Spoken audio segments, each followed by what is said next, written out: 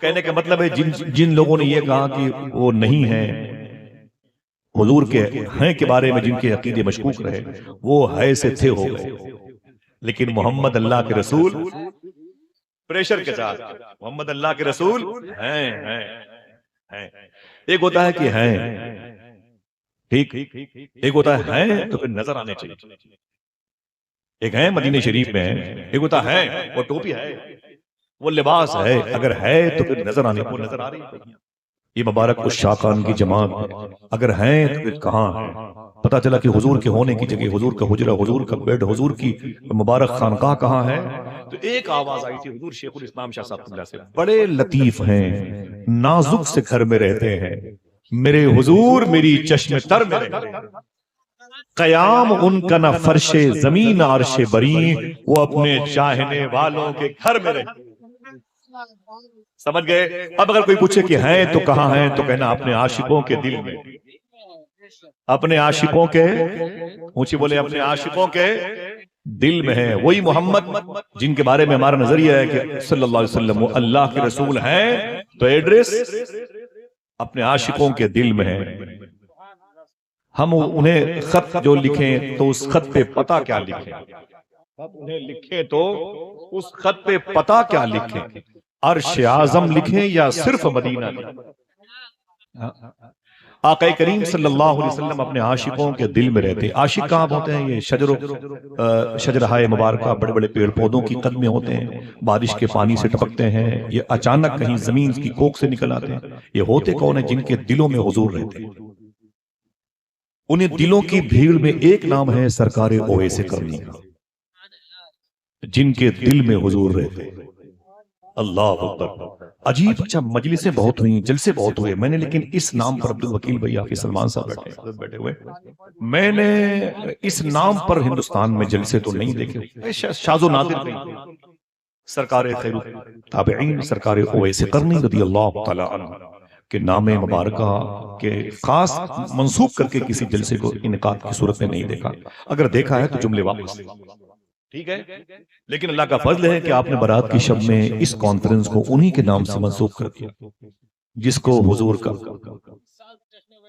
الحمدللہ، ماشاءاللہ، سبحان اللہ۔ فرمایا حضرت نے کہ یہ بھیڑ جو ہے نا، تقریباً ایک جلسے کی صورت میں، فرمایا حضرت نے کہ 60 سال سے انعقاد پذیر ہے، اس جلسے کو منسوب کیا گیا 30 سال سے سرکار اویس کرنی کے نام سے۔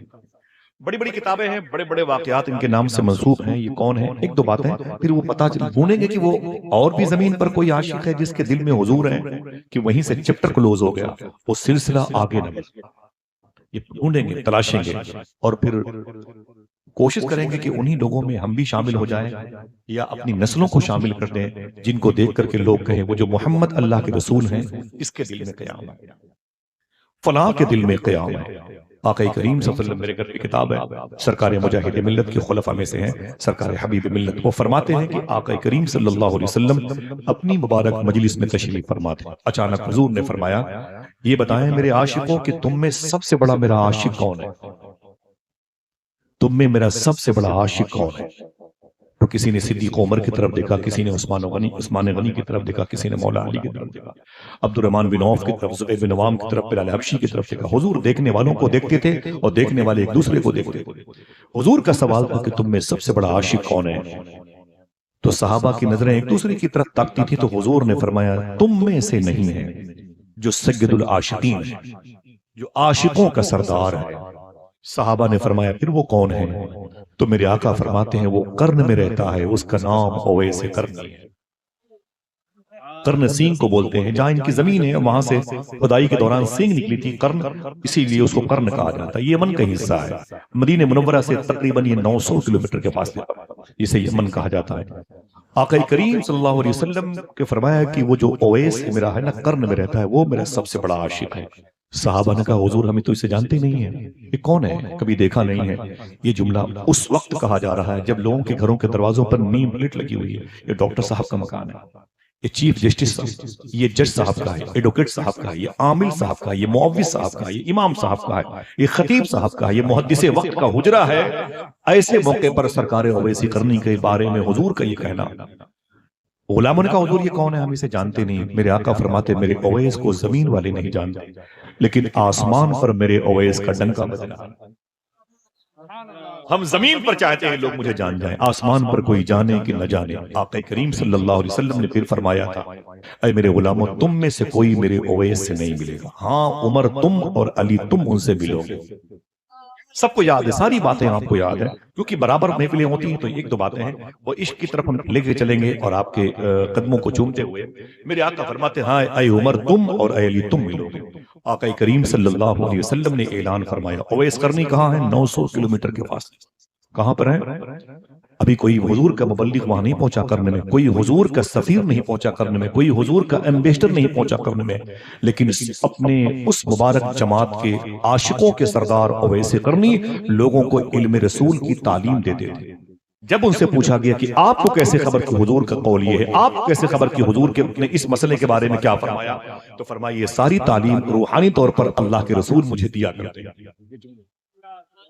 علامہ مختار احمد نعیمی اشرفی شاہ صاحب آپ نے فرمایا ساری تعلیم بالرویا روحانیت کے طور پر اللہ کے رسول مجھے عطا فرماتے ہیں۔ اور پھر یہی نہیں، آپ کی امی جان سے لوگوں نے کہا جیسے ہی اذان کا وقت ہوتا ہے اچانک حضرت اویس قرنی غائب ہو جاتے ہیں، یہ کہاں جاتے ہیں؟ تو آپ کی امی جان نے فرمایا تھا وہ چھت پہ چلے جاتے ہیں۔ اب دیکھنا کون سبحان اللہ کہہ رہا ہے، وہ چھت پہ کیا کرنے جاتے ہیں؟ تو واللہ آپ کی امی جان نے فرمایا وہ مدینے سے بھائی بلال کی اذان کی آواز کو سننے کے لیے چلے جاتے ہیں۔ یہ علامہ مختار احمد نعیمی ان کی تحقیق ہے، اور ان کی تحقیق بالکل ٹوٹا ٹھوکا بے شک، سبحان اللہ سبحان اللہ، بہت اچھا۔ بھائی بلال کی آواز کو سننے کے لیے میرا بیٹا اویس چھت پہ چلا جاتا ہے۔ یہ مرتبہ عشق ہے جس کو ملا سرکار اویس قرنی کو۔ حضور نے کیا کہا تھا؟ میرے اویس سے اے عمر تم اور اے علی تم ملو گے۔ اب روایتیں یہاں پر ٹوٹی ہیں، کہیں یہ کہا جاتا ہے کہ ملنے کے بارے میں حضور نے کہا وہ تم سے ملیں گے، اور کہیں حضور نے یہ کہا کہ تم دونوں ان سے ملنا۔ حضور نے اپنی آخری مبارک لمحات نور میں ارشاد فرمایا تھا، اے میرے عمر اے میرے علی، یہ میرے طبقات ہیں۔ جسے نہیں فرمایا حضور نے جناب طلحہ سے حدیث شریف ہے کہ میرے لحیہ داڑھی شریف کے بالوں کو تقسیم کر دو، ویسے سرکار نے اپنے جبہ شریف عطا فرمایا اور فرمایا کہ اے عمر اے علی اسے لے لو، یہ میرے اویس قرنی سے ملنا تو اسے دے دینا۔ دوسری بات، پہلی بات کیا؟ وہ عاشقوں کا سردار ہے۔ تیسری بات، اسے زمین پر کوئی نہیں جانتا، آسمان پر اس کے نام کے ڈنکے بجتے ہیں۔ اور تیسری بات، میرا جبہ اسے دے دینا۔ اللہ کے رسول نے اپنے جبے کے بارے میں میرا جبہ شریف میرے اویس کو دے دینا۔ اور بتاؤں آپ کو چوتھی بات حضور نے کیا فرمائی؟ میرے آقا فرماتے ہیں میرے اویس سے کہنا کہ میری امت کی مغفرت کی دعا کرتے ہیں۔ کبھی پیر نے کسی مرید سے نہ کہا ہوگا، یہ حضور کی خود نوازی ہے، حضور کی یہ مشفقانہ مزاج کی عظیم الشان یہ بام و در کی برکتیں دیکھیں۔ اللہ کے رسول نے کیا فرمایا کہ میرے اویس سے کہنا میری امت کی مغفرت کی دعا، اور تم بھی اپنی دعاؤں کے خواستگار ہونا۔ اے عمر ان سے دعا کروا لینا، ان سے دعا کروا لینا۔ کون ہے اویس قرنی؟ سمجھ گئے ان کے اسٹیٹس کے بارے میں؟ ایک منترالے مل جاتا ہے تو اپنے غریب پڑوسیوں کو ہم ذبح کر دیتے ہیں، ایک عہدہ مل جاتا ہے تو پڑوسیوں کو ہم زندہ نہیں دیکھنا چاہتے۔ ان کے پاس کتنے عہدے ہیں؟ ایک روایت میں ہے کہ یہ مزدلفہ اور مینا کے قریب ان سے ملاقات ہوئی عمر فاروق اعظم سے۔ ایک روایت میں ہے کہ آپ اور مولا علی ڈھونڈتے ڈھونڈتے پہنچ گئے سرکار اویس قرنی کے پاس۔ حضور نے جو نشانیاں بیان کی تھی ان نشانیوں میں ایک نشانی یہ تھی کہ ہاتھوں میں چمکدار ایک روشنی تھی، اور جو ان کی عاشقی کی نشانی کا اور پتہ دیتی تھی۔ سرکار عمر فاروق اعظم رضی اللہ عنہ گئے اور لوگوں سے پوچھا کہ اویس قرنی کہاں ہے؟ لوگوں نے کہا وہ تو دیوانہ ہے، وہ تو پاگل ہے۔ لوگوں کو کیا پتا، عشق انسان کو قلندر وہ ولی کرتا ہے، عشق پاگل نہیں پاگل کو ولی کرتا ہے۔ سرکار اویس قرنی وہ ایک ٹوٹے ہوئے چھپروں میں رہتا ہے۔ عمر فاروق اعظم اور مولا کائنات تشریف لے گئے، اور جب گئے نا تو اس چھپر میں آواز دی تو سرکار اویس قرنی باہر آئے۔ پہلی ملاقات جبکہ حضور سے ملنے گئے تھے، باتیں ابھی آپ نے سماعت کی، ان سرکاروں کی اویس قرنی سے پہلی ملاقات تھی۔ جیسے عمر فاروق اعظم مولا علی نے ان سے سلام کیا، جواب دیا، پوچھا آپ کا نام کیا ہے؟ کیا جواب دیا؟ نام تو اسی کا ہے جس نے کائنات کو بنایا ہے، مجھ سے میرا نام کیا پوچھتے ہو؟ تو مولا علی فرماتے ہیں کہ تمہاری ماں نے تمہارا نام پہچان کے لیے کیا رکھا ہے؟ تمہاری ماں نے تمہارا نام پہچان کے لیے کیا رکھا ہے؟ تو سرکار اویس قرنی نے فرمایا تھا اگر میرا ایمان پر خاتمہ ہو گیا تو لوگ مجھے کو اویس قرنی کہیں گے، ورنہ میرا نام ہے مسافر و فوش کے کیا کرو گے؟ کا اور قریب آئے، اور جسے قریب پہنچے تو سرکار اویس قرنی نے فرمایا آنکھوں میں آنسو لا کے، اے آنے والوں پتہ نہیں کیا بات ہے، تم دونوں کے بدن سے مدینے کی خوشبو آ رہی ہے، تمہارے جسم سے حضور کے شہر کی خوشبو آ رہی ہے، کون ہے آپ؟ کہا کہ میرا نام عمر ہے اور میں یہ ساتھ میں میرے بھائی سرکار مولا علی کرم اللہ وجہ کریم ہے۔ کہا آپ مدینہ شریف سے آ رہے ہیں؟ کہا ہاں۔ فوراً آپ نے پوچھا یہ بتائیں میرے آقا کیسے؟ یہ وہی عشق تھا جو دلوں میں حضور کو بلا لیتا ہے۔ ہم کہتے ہیں کہ سنا ہے آپ ہر عاشق کے گھر تشریف لاتے ہیں، میرے بھی گھر میں ہو جائے چراغاں یا رسول، لیکن کرم حضور کا ہوتا ہے تو قیام حضور کرتے ہیں۔ فرمایا کہ اے عمر اے علی یہ بتائیں میرے آقا کیسے؟ حضور کا نام آیا تو دونوں کی آنکھیں بھر گئی، اشک بار ہو گئی۔ فرمایا کیا بات؟ کہا یہ بتائیں کہ مدینے میں حضور کیسے؟ تو عمر فاروق اعظم سرکار مولا علی رونے لگے۔ فرمایا تمہیں پتہ نہیں کہ حضور کا وصال ہو گیا؟ سرکار اویس قرنی زمین پر گر پڑے، روتے رہے، تسلیاں دی گئیں، اور جب انہیں پھر سے نئے سرے سے قیام کھڑے انہیں کی صورت میں لایا تو فرمایا اے اویس حضور نے انتقال سے پہلے تجھے اپنا سلام بھیجا۔ رونے لگے، چیخیں بلند ہو گئی، اور پھر فرمایا کہ حضور نے کہا تھا یہ جبہ میرے اویس قرنی کو دے دے۔ مدینے سے کوئی کھجوریں لے کے آتا ہے تو لوگ کٹلیاں اس کا احترام رکھ لیا کرتے ہیں، اور یہ حضور کا جبہ شریف تھا۔ فرمایا میرے جبے کو میرے اویس کو دے دینا۔ اویس قرنی نے حضور کا جبہ شریف پہنا، اور جیسے ہی پہنے ویسے ہی سرکار عمر فاروق اعظم نے کہا اے اویس حضور نے جملہ ارشاد فرمایا۔ کہا کیا؟ کہا میرے نبی نے ارشاد فرمایا تھا کہ میرے اویس سے کہنا کہ میری امت کی مغفرت کی دعا کر دے گا۔ سبحان اللہ، نعرہ تکبیر، اتنا روئے نعرہ رسالت، ان کی داڑھی شریف بھی گئی، ان کی داڑھی شریف بھی گئی۔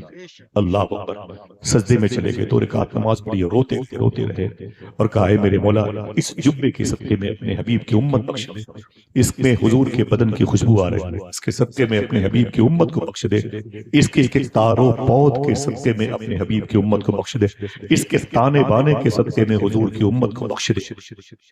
آواز آئی اے اویس جا اپنے حبیب کے جبے کے صدقے میں نے اپنے حبیب کی آدھی امت کی مغفرت فرما دی، میں نے اپنے حبیب کی آدھی امت کی مغفرت فرما دی۔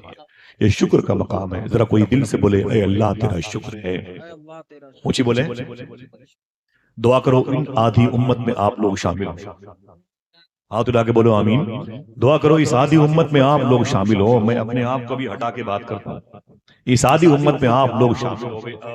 عبد الوکیل بھائی میں چاہتا ہوں کہ اس آدھی امت میں یہ سب رہیں سوائے میرے، میں کہاں جاؤں گا؟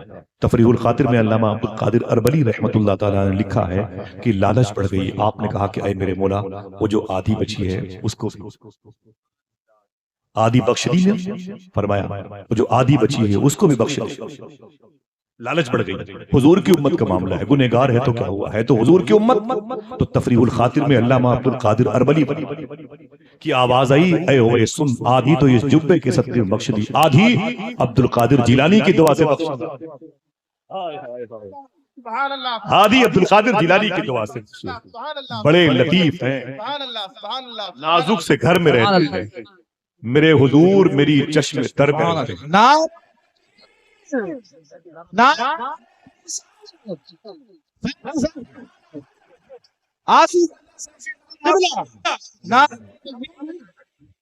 بڑے لطیف ہیں، نازک سے گھر میں رہتے ہیں۔ میں کہنا کچھ چاہتا تھا کہیں ایسا نہ ہو کہ آوازوں کے ہجوم میں میری بات دب جائے، اور عبد الوکیل بھائی سے میں ایک نعت سننے کے لیے آیا ہوں، اجازت دیں گے؟ علامہ اظہار مرکزی صاحب سے اللہ، وہ نعت ہے نہ کہیں سے دور ہے منزلیں نہ کسی قریب کی بات ہے، وہ نعت ہم سن کے انشاءاللہ ہم اور آپ جھومیں گے، دل سے بولیں انشاءاللہ، وہ پرچے بھی فرمائش بھی آئی ہے، وہ سننا ہے انشاءاللہ۔ اس کے بعد ایک جملہ مجھے کہنا ہے، وعدہ کرو کبھی نہیں بھولیں گے، انشاءاللہ بولے، میں حلفیہ بیان نہیں دے رہا ہوں، انشاءاللہ بولے آپ۔ یہ بات کون کہہ رہا ہے؟ یہ اعلیٰ حضرت نے کہا تھا ہم رسول اللہ کے جنت رسول اللہ، اور تسبیح لے کے ہم بیٹھ گئے، تسبیح لے کے ہم بیٹھ گئے۔ کسی غریب کو دیکھا تو بولے سائڈ میں کرو اس کو، ہلکا سا جرم دیکھا کسی کا، بولے اس کو فیروز پہلے روک دو، بولے آپ، بولے ہم اس سے بہتر ہیں، ہم رسول اللہ کے جنت رسول اللہ۔ یہ نہیں دیکھا اعلیٰ حضرت نے یہ بھی کہا ہے کون پوچھے گا تیری بات رضا۔ 1960 میں حضور مفتی اعظم ہند کے 1 لاکھ جنات مرید تھے، لیکن پھر بھی آپ نے یہ شعر کہا کہ میرے اعمال کا بدلہ تو جہنم ہی تھا، میں تو جاتا مجھے سرکار نے جانے نہ دیا۔ حضور غوث اعظم نے 91 ایئرز میں یہ اعلان فرمایا، قدمی ہادھی الی رقبۃ کل ولی اللہ، یہ سیدنا شیخ کا فرمان ہے، میرا یہ قدم تمام اولیاء کی گردن پر ہے، میرا یہ قدم تمام اولیاء کی گردن پر ہے، یہ سیدنا شیخ نے فرمایا۔ لیکن اس کے باوجود جب یہ قول کہنے والے تھے، جب یہ بات کہنے والے تھے یا کہہ چکے تھے، آپ نے غلاف کعبہ تھام کے کہا تھا، اے میرے مولا اگر میری نیکیاں قبول نہ ہو تو مجھے اندھا اٹھا دے۔ یہ تعلیم کون سیکھے گا؟ مجھے بتائیں آپ، بزرگوں کی بارگاہ سے یہ علم کون لے کے جائے گا؟ اتنا بڑا عہدہ کہ حضور نے عاشقوں کا سردار کہا، سید التابعین کہا اور رئیس العاشقین کہا، صوفیہ نے انہیں بزرگوں کی عظمتوں کی قافلے کا سرخیل کہا۔ حضور نے اپنا جبہ شریف عنایت کیا اور فرمایا میرے اویس کا ذکر آسمانوں پر زمین سے زیادہ ہوتا ہے۔ پھر فرمایا کہ میرے اویس کو میرا سلام بول دینا۔ سلام کیا ہے؟ السلام علیکم ورحمۃ اللہ، اللہ تجھ پر سلامتی عطا فرمائے۔ کہتے رہیے، ہم جواب دیتے رہے، پتہ نہیں آپ کی قبول ہو کہ نہ ہو، پتہ نہیں میری قبول ہو کہ نہ ہو، لیکن اگر حضور نے ایک دفعہ کسی کے لیے کہہ دیا اللہ تجھے سلامت رکھے، تو پوری کائنات سمجھ رہے ہیں؟ میرے آقا فرماتے میرے اویس کو میرا سلام بول دینا۔ پھر حضور نے کیا کہا، میری امت کی مغفرت کی دعا کے لیے کہنا، اور یہ بھی اپنے لیے بھی دعا کروا لینا۔ مجھے بتائیں، اس اویس کرنی کو اس کے بعد تو خوش ہو جانا چاہیے اور پھر نعرے لگانے چاہیے کہ اب بس، اب جنت میں کیا جائیں گے، جنت ہی کے مالکوں میں ہم شامل ہو جائیں گے۔ لیکن معلوم ہے روتے رہے، دعا کرتے رہے، حضور کے جبے کے ہر تانے بانے کو چومتے رہے۔ اللہ کے رسول صلی اللہ علیہ وسلم کی محبت دیکھی عمر و علی نے تو بڑے خوش ہوئے، اور حضور کی بارگاہ میں آنے کی بات کی تم نے واقعہ بیان کیا جو فرمایا۔ معلوم ہے تھوڑی دیر کے بعد عمر فاروق اعظم اور اس مولا علی نے کیا فرمایا، اے اویس کرنی، ہم دونوں کو مدینے جانا ہے، مدینے کے حالات اچھے نہیں ہیں، منافقین کی وجہ سے مدینے کے حالات اچھے نہیں ہیں، ہمیں مدینے شریف جانے دیجیے۔ اگر کاش یہ جملہ آپ اور ہم دونوں یاد رکھیں گے تو دونوں مرنے کے بعد یاد رکھے جائیں گے۔ سمجھ رہے ہیں؟ یاد رکھے جائیں گے، اور نہیں یاد رکھیں گے تو مرنے سے ہم دونوں مار دیے جائیں گے۔ کیا کہا تھا اویس قرنی نے، اے عمر اے علی، کیا بولے؟ ہم دونوں کو مدینے شریف جانے دیجیے، مدینے کے حالات اچھے نہیں ہیں، منافقین کی وجہ سے، بدخواہوں کی وجہ سے مدینے میں منافقین کی ریشہ دوانیاں بڑھتی ہیں، آپ ہمیں جانے دیجیے۔ تو اویس قرنی روتے ہوئے کیا کہا آپ نے معلوم ہے؟ جائیے جائیے، میرے پاس بھی وقت بہت کم ہے، مجھے بھی آخرت کی تیاری کرنے دیجیے، مجھے بھی آخرت کی تیاری کرنے دیجیے۔ کوئی ہے جو یہ سوچ کر کے مسجدوں سے نکلے کہ مجھے آخرت کی تیاری کرنی ہے، اپنا وقت نہیں ضائع کروں گا؟ 2 گھنٹے تک موبائل میں بزی ہیں لیکن قرآن چھونے کی توفیق نہیں۔ 50 کلومیٹر دور تک فلاں ریسٹورنٹ میں ہم ڈھابے پہ جائیں گے، وہاں کی پنیر بڑی اچھی ہے، وہاں کا اسٹو بہت اچھا ہے، کھا کے چلے آئیں گے۔ محلے کی مسجد کے قرآن کے جزدان چھپکلی نے بیٹ کر رکھا ہے، کبھی آنے کی توفیق نہیں۔ بابا فرید گنج شکر سے کسی نے کہا تھا کہ ہم آپ کی تقریریں بہت سنتے ہیں لیکن آپ کی تقریر دلوں پہ اثر نہیں کرتی ہے۔ آپ نے فرمایا تیرے محلے میں کوئی مسجد ہے؟ اس نے کہا جی حضور۔ کہا اس میں جھاڑو لگایا کر، صاف کیا کر۔ کہا اس سے کیا ہوگا؟ کہا تو خدا کے گھر کو صاف کرے گا، خدا تیرے دل کو صاف کر دے گا۔ ہمارے پاس اتنا وقت کہاں ہے؟ استنجا خانے کے لوٹے اگر الٹے ہوئے ہوں تو ہم کہتے ہیں بانگی صاحب کہاں گئے؟ ہے ہمارے ہی خدا کے گھر میں۔ قرآن شریف کی جزدان پھٹے ہوئے ہیں 40 سال سے، ہمارے موسم کے اعتبار سے پردے لگائے جاتے ہیں، لیکن قرآن کی جزدان کو کبھی ہم نے تبدیل نہیں کیا۔ اپنی بیٹیوں کو بازار بھیجنے کا شوق تو ہمیں ہے، لیکن کبھی ان بیٹیوں سے یہ نہیں کہا کہ 4 میٹر مخمل کے کپڑے لے کے آنا اور 25 قرآن کے مبارک لباس کی تیاری کرنی ہے، اور پھر آپ کتنے قیمتی آپ نان الکوہل عطر استعمال کرتے ہیں۔ صوفیہ کہتے ہیں کہ کبھی جزدان میں قرآن کو لپیٹ دو، پرانے جزدان کو دریا میں ڈال دو، اور پھر مسجد میں آؤ اور عطر پاشی کرو، عطر چھڑک دو دیواروں پر، زمین پر۔ اگر کوئی نمازی 3 مرتبہ کہے سبحان ربی العالی، سبحان ربی العالی، سبحان ربی العالی، اور اسے خوشبو مل جائے تو ہو سکتا ہے خوشبو کی وجہ سے اس کی تسبیح بڑھ جائے گی اور نیکیاں تیرے کھاتے میں آ جائیں۔ ہمارے پاس وقت ہے باتیں کرنے کا، اسپورٹس کی لائن میں جانے کا، ہمارے پاس وقت ہے سیاست پر گھنٹوں باتیں کرنے کا، جمعہ کے دن 2 رکعت نماز پڑھ کے ایسے بھاگتے ہیں، لگتے ہیں کوئی اور جگہ ہے جہاں اللہ کی رحمتیں میرا انتظار کرتی ہیں۔ اس جملے کو کبھی نہ بھولنا کہ میرے پاس وقت بہت کم ہے اور مجھے آخرت تیاری کرنے دیجیے۔ وعدہ کرو انشاءاللہ۔ وہ ویسے کرنی تھے جن کو دیکھ کے لوگ کہتے تھے وہ جو محمد اللہ کے رسول ہیں ان کا قیام اسی سمجھ رہے ہیں؟ آج ہمارے دلوں میں دنیا کی محبت ہے، بھائی نے بھائی کے زمینوں پہ قبضے کر رکھے۔ میں نے پوچھا تھا صوفی سلطان میاں صاحب سے، لڑکیاں مسلمانوں کی آوارہ ہو رہی ہیں، لڑکے نشے کی دکانوں کی لائن پہ لگے ہوئے ہیں۔ بڑی لمبی ہسٹری ہے صاحبوں، میں معافی چاہتا ہوں۔ ایک لڑکی کی شادی ہوئی اور شادی کے 3 مہینے کے بعد بیئر بار کے سامنے وہ شراب کی بوتل خرید رہی تھی نقاب اوڑھ کر کے۔ میں اللہ کے گھر میں بیان کر رہا ہوں، سمجھ رہے، کہیں دور کی بات نہیں ہے، ہمارے اور آپ کے گھر کی بات ہے۔ لوگ آگے بولے یہ تم نے کیا کیا؟ اس لڑکی نے کیا کہا؟ بات یہ ہے کہ میرا باپ شراب پیتا تھا اور روزانہ شراب کی بوتل گھر لاتا تھا بلیک رنگ کی پولیتھین میں اور فریج میں ڈال دیتا تھا۔ جب وہ سو جاتا تھا تو ہم فریج کو کھولتے تو مہک آتی ہے۔ میں نے چیک کیا تو آہستہ آہستہ میں بھی شراب کی عادی ہو گئی۔ جب میری شادی ہوئی تو میں اپنے سسرال آ گئی، یہاں شراب نہیں ملتی تھی، مجھے بے چینی ہوتی تھی، برداشت نہ ہوا تو میں نقاب اوڑھ کر کے میں کدے بیئر بار کے سامنے آ گیا۔ دل کے پھپھولے جل اٹھے سینے کے داغ سے، اس گھر کو آگ لگ گئی گھر کے چراغ سے۔ میں نے کہا صوفی صاحب سے کہ حضور یہ لڑکیاں آوارہ ہو رہی ہیں، درود پڑھنے والی لڑکیاں خنزیر کا گوشت کھانے والوں کے ساتھ میں ہیں، قرآن پڑھنے والے بچے آج نشے کی دکانوں پہ ہیں، ان کا علاج کیا بندش کروا لیں گھروں کی؟ کیا چاروں طرف کیل ٹھکوا لیں؟ کیا اپنے گھروں میں سورہ بقرہ پڑھوائیں؟ تو صوفی صاحب نے کہا تک آپ کو یہ سب کرنے کی ضرورت نہیں ہے۔ میں نے کہا پھر یہ معاشرہ جو بگڑ گیا ہے کیسے تبدیل ہوگا؟ صاحبوں میں آپ کے قدموں کے نیچے اپنی ٹوپی رکھتا اگر یہ غوث پاک کی بارگاہ کی نہیں ہوتی۔ لیکن یہ بات یاد رکھیے گا، صوفی صاحب نے کہا تھا اگر یہ چاہتے ہو کہ تمہاری نسلیں پھر سے تازہ دم ہو کر کے حضور پر درود خوانی کرنے میں لگ جائیں تو ان کے لیے کچھ کرنے کی ضرورت نہیں ہے، دسترخوان پر غور کرو، کہیں سے کوئی حرام لقمہ تو ہمارے گھر نہیں آئے، نہ کوئی نعرہ نہ کوئی ہنگامہ۔ میں صرف اتنی بات کہنا چاہتا ہوں، کہیں جانے کی ضرورت نہیں، صرف غور کرنے کی ہمارے دسترخوان پر کہیں سے کوئی حرام لقمہ تو نہیں آ رہا۔ میں نے کہا کیا بات ہے بچے حضور پر درود نہیں پڑھتے؟ بولے یہ لقمہ حرام کی وجہ سے۔ لڑکیاں جو اپنی راتیں آراستہ کرتی تھی ذکر مصطفیٰ میں، اب وہ مزاج نہیں پایا جاتا۔ لڑکیاں کہتی ہیں کیا ایسی بھی عورتوں میں سے کوئی گزری ہے جس کے دل میں حضور تھے؟ میں بتاؤں نا، دل کہے تو اسے یاد رکھ لو اور وعدہ کرو کہ اپنی بہن بیٹیوں کو بتاؤ گے انشاءاللہ۔ کیا بڑے لطیف ہے نازک سے گھر میں رہتے ہیں، میرے حضور میری چشم تر میں رہتے ہیں، قیام ان کا نہ فرش زمین عرش بری، وہ اپنے چاہنے والوں کے گھر میں رہتے ہیں۔ حضور کی بیوی امی عائشہ کہتی ہیں کہ ایک دن حضور کے وصال کے بعد 1.5-2 مہینے ہوئے تھے، میرے دروازے پر دستک ہوئی تو میں نے کہا کون؟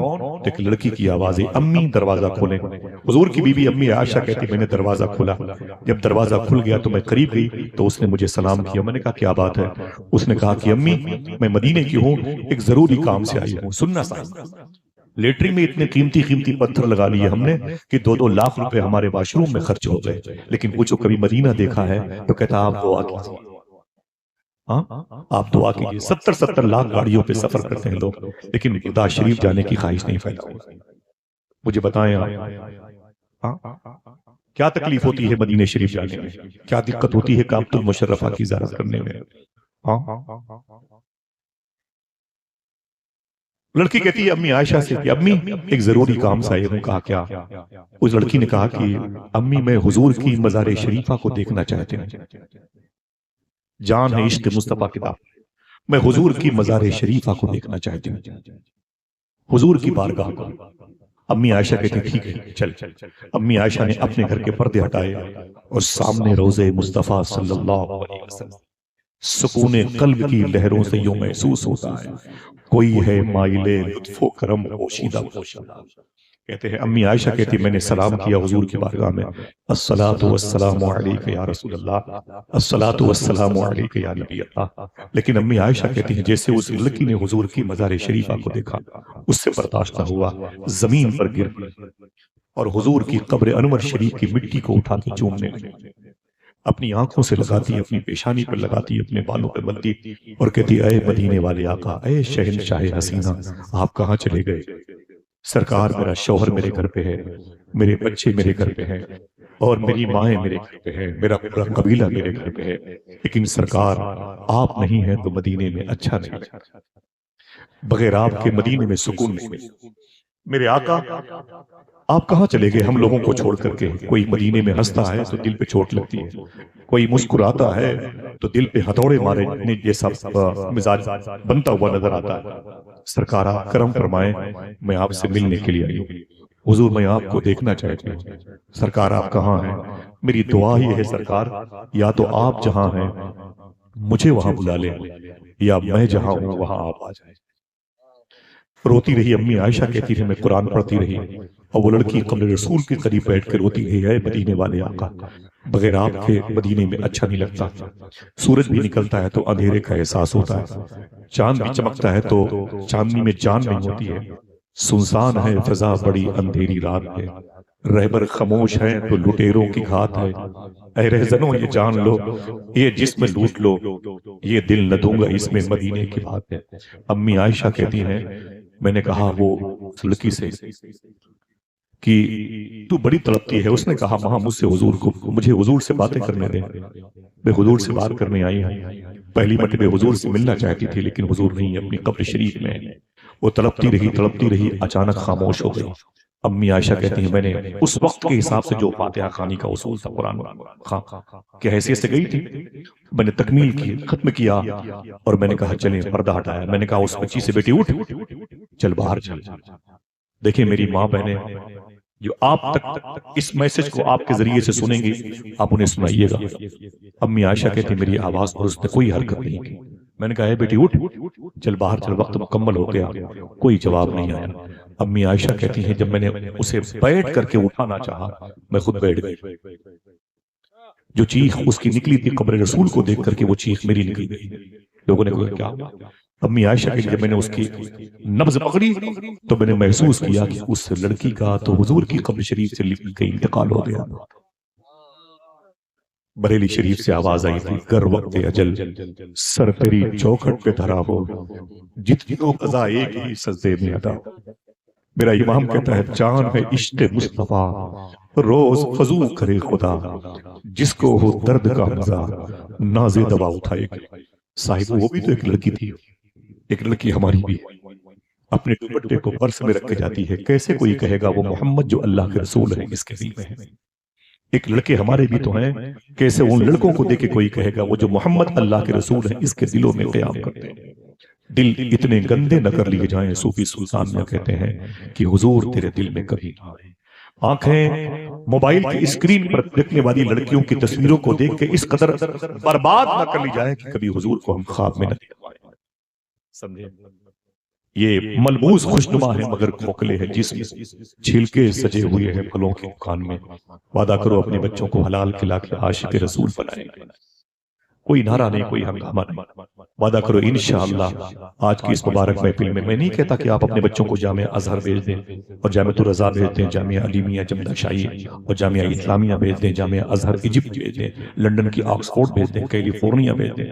میں آپ سے صرف اتنا کہتا ہوں اپنے بچوں کو حلال کھلا کے حضور کا عاشق دل سے بولے انشاءاللہ۔ اس لڑکی کا انتقال ہو گیا، اور آج کی لڑکیاں، اودے پور گیا تھا 4 مہینہ پہلے، تو ایک صاحب نے کہا کہ آصف بھائی ایک بلڈنگ میں فلیٹ لینے کے لیے گیا، ایک فلیٹ میں جیسے پہنچا نا، آفس میں مینیجر تھا، تو میں نے کہا اس فلیٹ میں مجھے ایک روم چاہیے، اس بلڈنگ میں مجھے ایک فلیٹ چاہیے۔ تو اس نے کہا ٹھیک ہے، میں نے لیکن اس سے کہا یہ ہمارے یہاں کا کلچر اچھا نہیں۔ کہا کیا ہوا؟ میں نے کہا لڑکی دیکھو باہر شراب پی رہی ہے، اس کے بغل میں اس کا ہسبینڈ سگریٹ پی رہا ہے، یہ طریقہ اچھا نہیں ہے، میری بچیاں پردے والی ہیں اور تمہارے یہاں کا ماحول بڑا اوریانیت سے بھرا ہوا ہے۔ اس مینیجر نے کیا کہا معلوم ہے؟ اس مسلمان سے کہا جو لڑکی شراب پی رہی ہے مسلمان کی ہے، اور جو لڑکا اس کے بغل میں سگریٹ پی رہا ہے وہ مسلمان نہیں ہے۔ بولے پھر؟ بولے یہ دونوں ناجائز رشتوں سے اس قدر ڈوبے ہوئے ہیں، انہیں آخرت نے اپنے اندر خشیت الہی سے دور۔ ذرا سوچیں ایسے موقع پر ہم آپ سے کیا بات کریں؟ آپ کہو گے میرے گھر کی بات نہیں ہے، میں کہوں گا حضور کی امت کا تو معاملہ ہے، میں بتاؤں گا نا آپ کے پیروں کے نیچے بیٹھ کے بتاؤں گا، ہے تو حضور کی امت کا معاملہ، ہے تو حضور ہی کی امت کے قبیلے کا معاملہ۔ لڑکیاں باہر نکلیں، پرس ان کا جیب میں ہو، پرس جو ہے نا چھوٹا ہو تو ان کی جیب میں ہو، اور بڑا ہو تو اس پرس میں ان کے دوپٹے ہوں، بال بکھرے ہوئے ہوں۔ مجھے بتاؤ کیا وہ لڑکیوں کو دیکھ کر کوئی کہہ سکتا ہے کہ یہ حضور کی امت کی وہ لڑکیاں ہیں کہ جن کا قیام حضور، جن کے دلوں میں حضور کا قیام ہوتا ہے؟ مجھے بتائیں، تھکے ہو تو نہیں آپ تھکے ہو تو نہیں ہیں؟ مجھے بتائیں آپ ایک بات، حضور کا عشق دلوں میں آتا کیسے؟ آج سے تقریباً 1100-1200 سال پہلے بغداد شریف کی زمین پہ ایک بادشاہ گزرا ہے، حضور کے چچا جناب عباس کی نسل کا، جس کو ہارون رشید کہتے ہیں۔ کیا کہتے ہیں؟ اونچی بولیں، آواز کمزور ہے۔ ہارون رشید کہتے ہیں، ہارون رشید کہتے ہیں یہ وہ مجلس ہے جہاں مغرب بعد سے لوگ بیٹھے ہوئے ہے کہ نہیں، مغرب بعد سے لوگ بیٹھے ہوئے اور سمجھ رہے ہیں آپ اتنی مبارک محفل ہے۔ تو اللہ کا لاکھ لاکھ شکر ہے۔ سن لیں تھوڑی سی بات، میں بالکل خاموشی سے بات کرتا ہوں، پتہ نہیں کیوں میرا دل بڑا اس روحانی محفل میں آ گیا۔ واقعی اس جلسے میں روحانیت ہے۔ اس جلسے میں نے 30 سال جلسے کیے ہیں، ہندوستان کے باہر کتنے ملک کا سفر کیا، اللہ کا شکر ہے، اور ایک عجب سی وہ جو ہے ایک روحانیت کا احساس ہوتا ہے۔ ذرا ہاتھوں کو اٹھا کے بول دو اے اللہ تیرا شکر ہے۔ بیٹھے رہیے گا آپ، تھوڑی سی بات سنیے، تھوڑی سی بات۔ یہ ہارون رشید ہیں، ہارون رشید ہیں، ان کی شادی زبیدہ نام کی لڑکی سے۔ ہارون مزار شریفہ فلسطین میں، زبیدہ کی کرخ بغداد شریف میں۔ زبیدہ کا انتقال ہو گیا، بڑا بادشاہ زبیدہ، سونے کے سکوں میں جس کے نام لکھے جاتے تھے اور جس کی اولادیں، جس کے اجداد مسلم باللہ، مسلم باللہ، بے امر اللہ، عبداللہ، مستنجد باللہ، یہ بڑے بڑے ٹاپ کلاس کے بادشاہ گزرے ہیں۔ ہارون کی بیوی زبیدہ سے پوچھا گیا، زبیدہ سے پوچھا گیا اے زبیدہ انتقال کے بعد خواب میں تو پکڑی گئی کہ نکل گئی؟ تو جنت میں ہے کہ جہنم میں؟ تو جنت میں ہے کہ جہنم میں ہے؟ تو زبیدہ کی آنکھ میں آنسو آ گئے، کہا پہلے تو ڈر گئی تھی کہ میں تو پکڑ لی گئی۔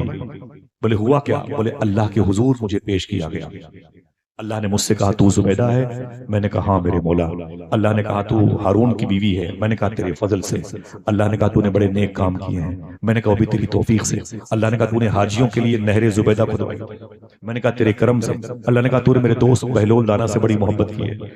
بولے کہ میں میرے مولا یہ بیس دن تیری وجہ سے۔ اللہ نے کہا تو نے بغداد کے ساری بیوہ عورتوں کا بڑا خیال رکھا ہے، غریبوں مسکینوں کا بڑا خیال رکھا ہے۔ بولے میرے مولا تیرے کرم سے۔ تو نے میرے حبیب پر درود پڑھا ہے، وہ بھی تیری توفیق سے۔ تو نے قرآن کی آیتیں پڑھی ہیں، بولے وہ بھی تیری توفیق سے۔ اللہ نے کیا کہا اے زبیدہ یہ تیری ساری نیکیاں یہ رکھی ہوئی ہیں، ایک کوئی بھی نیکی آج تجھے جنت میں لے کے نہیں جائے گی، کوئی بھی نیکی آج تجھے جنت میں لے کے نہیں جائے گی۔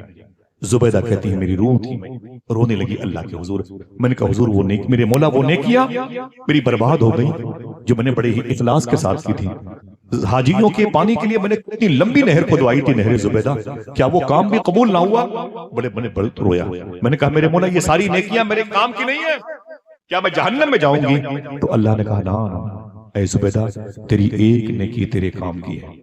کوئی ایک آدمی اپنے ہاتھ کو اٹھائے، میں بتا دوں، وعدہ کرو اپنے گھر میں بتاؤ گا، دل سے بولو انشاءاللہ، کوئی ہنگامہ نہیں، کوئی نعرہ نہیں، اور جب دل کہے 2 منٹ 4 منٹ کے بعد جیسے دیکھ آتے اور جاتے رہیے، لیکن گزارش ہے ویسے کرنے کا وہ جملہ نہ بھولیے گا، جائیے میرے پاس بھی وقت بہت کم ہے، مجھے بھی آخرت کی تیاری کرنی ہے۔ سمجھ رہے ہیں آپ کیا کہا تھا ہارون رشید کی بیوی نے؟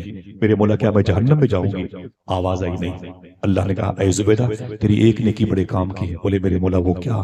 تو زبیدہ سے اللہ نے کہا ایک دن دوپہر کا وقت قریب کی مسجد سے اذان ظہر کی آواز آئی اور تیرے سر پر دوپٹہ نہیں، دوپٹہ تیرے سر پہ نہیں تھا، وہ دوپٹے نیچے رکھے ہوئے پیروں پر، تیری ساری سہیلیاں اٹکھیلیاں کھیل رہی تھیں، سب کے سر کھلے ہوئے تھے، اور اے زبیدہ اور اسی روش میں تو بیٹھی تھی، مذاق کا دور تھا، مزرہ سنجی ظرافت نگاری کی فضا قائم تھی۔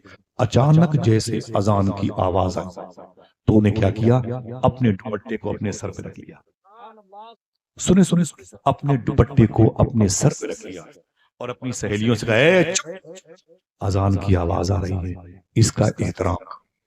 ساری سہیلیوں نے اپنے اپنے دوپٹے کو اپنے اپنے سر پہ رکھ لیا اذان کے احترام میں۔ اب اگر دل کہے تو سبحان اللہ کہنا۔ اللہ کہتا ہے اے زبیدہ یہی تیری ایک نیکی آج تجھے جنت میں لے کے جائے گی۔ مجھے بتاؤ کتنی سخاوتیں کی گئی، کتنی دیر تک ایک پیر پہ کھڑے ہو کے قرآن پڑھا زبیدہ نے؟ نا نا نا نا، بس ایک عمل تھا جو اللہ نے ایسا قبول کر لیا کہ نہر زبیدہ کھدوانے والے اس عمل پر غالب آ گیا۔ ایک لمحے اذان کی تعظیم میں اگر اپنے برہنہ سر پہ دوپٹہ رکھ کے کوئی جنت میں جا سکتی ہے تو جس نے ہمیشہ اپنے دلوں میں حضور کو عزت دی، پھر وہ جنت میں نہیں، اس کی وجہ سے بہت سو کو جنت میں جانے کی انشاءاللہ بول دیں۔ ہمارے ہاں تو یہ ماحول نہیں ہے، ہمارے ہاں تو باپ بھی اپنی بیٹی کے سامنے جب کھانا کھاتا ہے تو بیٹیوں کے سر پہ دوپٹے نہیں ہوتے، باپ کے سر پہ ٹوپی نہیں ہوتی ہے۔ کیا یہ عشق ہے؟ یہ کیسا ہے؟ کیسی تہذیب ہے؟ کیسا کلچر ہے؟ یہ تفاوت، ٹکراؤ، تضاد بہت ہے بھائی۔ سمجھ رہے؟ حضور نے تو مولا علی سے فرمایا تھا اپنے بچوں کو میرا عشق سکھاؤ، میرا عشق سکھاؤ اپنے بچوں کو، اور ہم نے اپنے بچوں کو دنیا دار بنا دیا، saint Xavier, saint Joseph, mother Teresa school کے حوالے کر کے تھوڑا سا دین سکھا دو، تاکہ بچہ جس گلی سے گزرے لوگ کہیں وہ جو محمد اللہ کے رسول ہیں اسی کے دل میں قیام کریں۔ انشاءاللہ بولیں تھکے ہوئے ہیں آپ تو چھٹکارے کی رات ہے، تو کیا یہاں سے جانے پہ چھٹکارا؟ بولو بھائی وعدہ کرو انشاءاللہ اپنے گھروں کے ماحول کو مذہبی رکھیں گے انشاءاللہ، 2 مشن لے کے چلیں، سچ بولنے لیں اور حلال کھانا۔ وعدہ ہے؟ بولو وعدہ ہے انشاءاللہ۔ آپ سے پیسے نہیں مانگے جا رہے ہیں، آپ سے کسی بڑی مسجد کی تعمیر کے لیے ایسا کوئی مطالبہ نہیں ہے، بس ایک مطالبہ ہے کہ اپنی مغفرت کا سامان بناؤ، اپنی اولادوں کو بڑھاپے کا سامان نہ بناؤ، سمجھ رہے ہیں؟ بڑھاپے کا سامان نہ بناؤ۔ یہ بزرگوں کی بڑی جماعت ہے جن کے دلوں میں حضور کا قیام ہوتا ہے۔ میں نے ایک صاحب سے پوچھا کر، بولے آصف بھائی 70 لاکھ روپے میں نے اس گھر میں لگایا ہے اور ایسے میرے 4-5 مکان ہیں، کئی کروڑ کی پراپرٹی ہے۔ میں نے کہا مدینہ شریف دیکھا ہے؟ تو بولے نہیں، دعا کر دی۔ میں نے کہا کہ دعا میں دعا کروں مدینے جانے کے لیے تو گھر بنوائے گا؟ یہ کیا طریقہ ہے؟ حضور یاد نہیں آتا؟ ماں فاطمہ کی یاد نہیں آتی؟ حسن حسین کی پیدائش کی جگہ یاد نہیں آتی؟ اللہ کے رسول صلی اللہ تعالی علیہ وسلم نے جس شہر میں قیام فرمایا وہ شہر دیکھنے کا دل نہیں کہتا؟ کیا تکلیف ہے آپ کو مدینے سے؟ کیا دقت ہے آپ کو مدینے سے؟ مدینے کو بھول کر کے جیا جا سکتا ہے؟ مدینے سے الگ کیا ہم زندہ رہ سکتے ہیں؟ بغیر گنبد خضرا دیکھے ہوئے اگر مر گئے تو پتہ ہی نہیں ہے، صوفیہ کہتے ہیں کہ انہیں پتہ ہی نہیں ہے کہ یہ آنکھ ہے گنبد خضرا دیکھنے کے لیے۔ پوچھا جائے گا ان آنکھوں میں گنبد خضرا کے جلوے ہیں کہ نہیں؟ ہمارا شعور ہی نہیں ہے، ہمارا شعور نہیں، ہم نے اپنے بچوں کو عاشق نہیں بنایا۔ آج سے 150 سال پہلے یہ فلسطین ہے، بیت المقدس، اس کے قریب میں رم اللہ، غازہ، خان یونس ہے، 160 کلومیٹر قریب میں ایک بستی ہے جسے نبہان کہتے ہیں۔ اس میں ایک بزرگ تھے، ان کا نام تھا شیخ اسماعیل۔ ان کے گھر بیٹا پیدا ہوا، اس کا نام رکھا شیخ یوسف۔ کیا ہوئے؟ شیخ یوسف بن اسماعیل نبہانی۔ اتنا بڑا عشق اپنے بچوں کو دیا تھا، درود پڑھ کر کے شیخ اسماعیل نے اپنے بچے کو پالا تھا۔ ان کی بیوی باوضو ہو کر کے اپنے بچے کو درود سکھاتی تھی، کہہ دو سبحان اللہ۔ اپنے بیٹے کو درود پڑھ کر کے وہ پالتی۔ بچہ جب بڑا ہوا تو دنیا انہی کو عاشق رسول شیخ یوسف بن اسماعیل نبہانی کہتے ہیں۔ اعلیٰ حضرت سرکار کے دور کے بزرگ ہیں، بڑے عظیم عاشق رسول ہیں، مدینہ جانے کے لیے تڑپتے اور جب جا کے آتے پھر تڑپتے، پھر جاتے پھر تڑپتے، آتے پھر تڑپتے، لیکن پوری زندگی کبھی مدینہ شریف میں حضور کے روضے کے قریب نہیں گئے۔ جہاں سے بھی گنبد خضرا نظر آتا وہیں پر کھڑے ہو کے حضور کی بارگاہ میں سلام کرتے تھے۔ کسی نے پوچھا تھا اے شیخ یوسف بن اسماعیل نبہانی، آپ حضور کی مواجہ شریف کے اندر کیوں نہیں جاتے ہیں؟ آپ نے رو کر کے کہا کتے کا کام ہے گھر سے باہر رہا کرے، گھر کے اندر تو گھر کا مالک رہا۔ اس عشق کی چنگاری کا اثر دیکھیں آپ۔ ایک بڑی خوبصورت لڑکی ان کے نکاح میں آ گئی، نام کیا ہے؟ شیخ یوسف۔ کیا نام ہے؟ اونچی بولے بھائی، شیخ یوسف ان کا نام ہے۔ بس ان کی بیوی ایک لڑکی نکاح میں آ گئی تو ان کی بیوی بن گئی، اور آہستہ آہستہ 10-15 سال گزر گئے۔ اس بیوی کی ایک سہیلی سے، بچپن کی سہیلی سے ملاقات ہو گئی، تو ان کی سہیلی نے کیا کہا؟ اے میری بہن مبارک ہو، کتنے بچے بتایا، اور تیری شادی کہاں ہوئی؟ بولے میری شادی ایک عاشق رسول ہے جن کے دل میں حضور کا قیام رہتا ہے، جن کے دلوں میں حضور کی قیام گاہ ہے، جن کا دل حضور کی مسند ہے، ان سے میرا عقد ہوا ہے۔ ان کا نام ہے شیخ یوسف بن اسماعیل نبہانی، بڑے عالم، بڑے عاشق رسول ہیں۔ تو ان کی سہیلی نے کیا کہا؟ ارے باپ رے باپ، تجھے اور کوئی نہیں ملا؟ مولوی ہی ملا، رشتے کے لیے مولوی ملا؟ تو اتنی خوبصورت تھی کہ تجھے تو بڑے بڑے امیروں کے ہاں رشتے ہوتے، بڑے بڑے بادشاہوں کے ہاں رانی بن کے رہتی، تو نے اپنی زندگی برباد کر دی، اپنے حسن کا سودا کر دیا، تو نے اپنی شادی مولوی کے ساتھ کی۔ یہ بتا میری سہیلی کہ اس مولوی کے ساتھ رہ کے تجھے کیا ملا؟ اس مولوی کے ساتھ تجھے رہ کے کیا ملا؟ جو بہرے ہوں گے وہ بھی سبحان اللہ کہیں۔ جملہ سنیں، تجھے اس مولوی کے ساتھ رہ کے کیا ملا؟ شیخ یوسف بن اسماعیل نبہانی کی بیوی نے رو کے کہا اے میری بہن سن، کیا بولی؟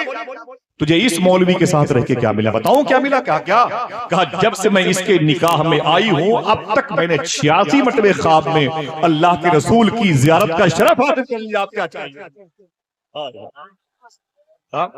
حضور میری آنکھوں میں رہتے ہیں، حضور میرے قلب میں رہتے ہیں۔ جزاک اللہ۔ بڑے لطیف ہیں، نازک سے گھر میں رہتے ہیں، میرے حضور میری چشم تر میں، قیام ان کا نہ فرش زمین عرش بری، وہ اپنے چاہنے والوں کے گھر میں رہتے ہیں۔ چاہنے والوں کے گھر کو قلب کہا جاتا ہے۔ دعا کرو یہ قلب دل پاک ہو جائے، آمین۔ میرے کہنے سے دعا کرو یہ دل مسلمان ہو جائے۔ یہ جملہ صوفی صاحب کا ہے۔ دعا کرو اللہ اپنے ذکر قدیم کے صدقے میں میرے مردہ دل کو زندہ کر دے۔ اللہ میری تنہائیاں مسلمان کر دے، اللہ میری فکر کو مسلمان کر دے، اللہ میری سوچ کو مسلمان کر دے، آمین کہہ دو۔ میں جن گلیوں سے گزروں لوگ کہیں وہ جو محمد ہیں مدینے والے، اسی کے دل میں قیام کریں۔ انشاءاللہ بولے دلوں کو پاک کریں گے، اونچی بولیں، ورنہ ایک ہی لائف، ایک ہی زندگی ملی ہے، اس کو چاہے آپ فلمی دنیا میں خرچ کریں، اسپورٹس میں، سیاست میں، کورٹ کچہری میں، مقدمہ میں، ہاسپٹل میں، غیبت میں، حسد میں، اس کے بعد جو دوسری لائف ہے وہ فلمی ہے، وہ 7 جنم 7 جنم کفری عقیدہ ہے۔ اسی لائف میں ہمیں اللہ اس کے رسول کو راضی کرنا اور دوسری زندگی ہمیں نہیں ملنے والی ہے۔ آپ سوچو گے یہ پہلے کی باتیں ہیں، اس دور میں بھی لوگوں نے اپنے بچوں کو حضور کا عشق سکھایا ہے، اس دور میں بھی لوگوں نے اپنے بچوں کو حضور کا عاشق بنایا، لیکن ہم تو محروم ہو گئے۔ وعدہ کرو انشاءاللہ رات کے 1 بجے بچہ آتا ہے، پوچھتے بھی نہیں کہ بیٹا تم نے عشاء کی نماز پڑھی کہ نہیں پڑھی۔ کون پوچھے گا؟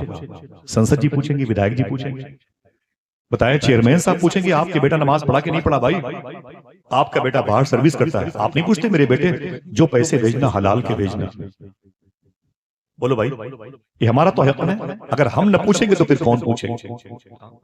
ماضی قریب میں ایک بزرگ ہیں، ان کا نام ہے غلام غوث ہزاروی، ہزارہ شریف کے رہنے والے، نہ کہیں سے دور ہے منزل ہے، نہ کسی قریب کی بات ہے، بڑے کرم کے ہیں، سبحان اللہ۔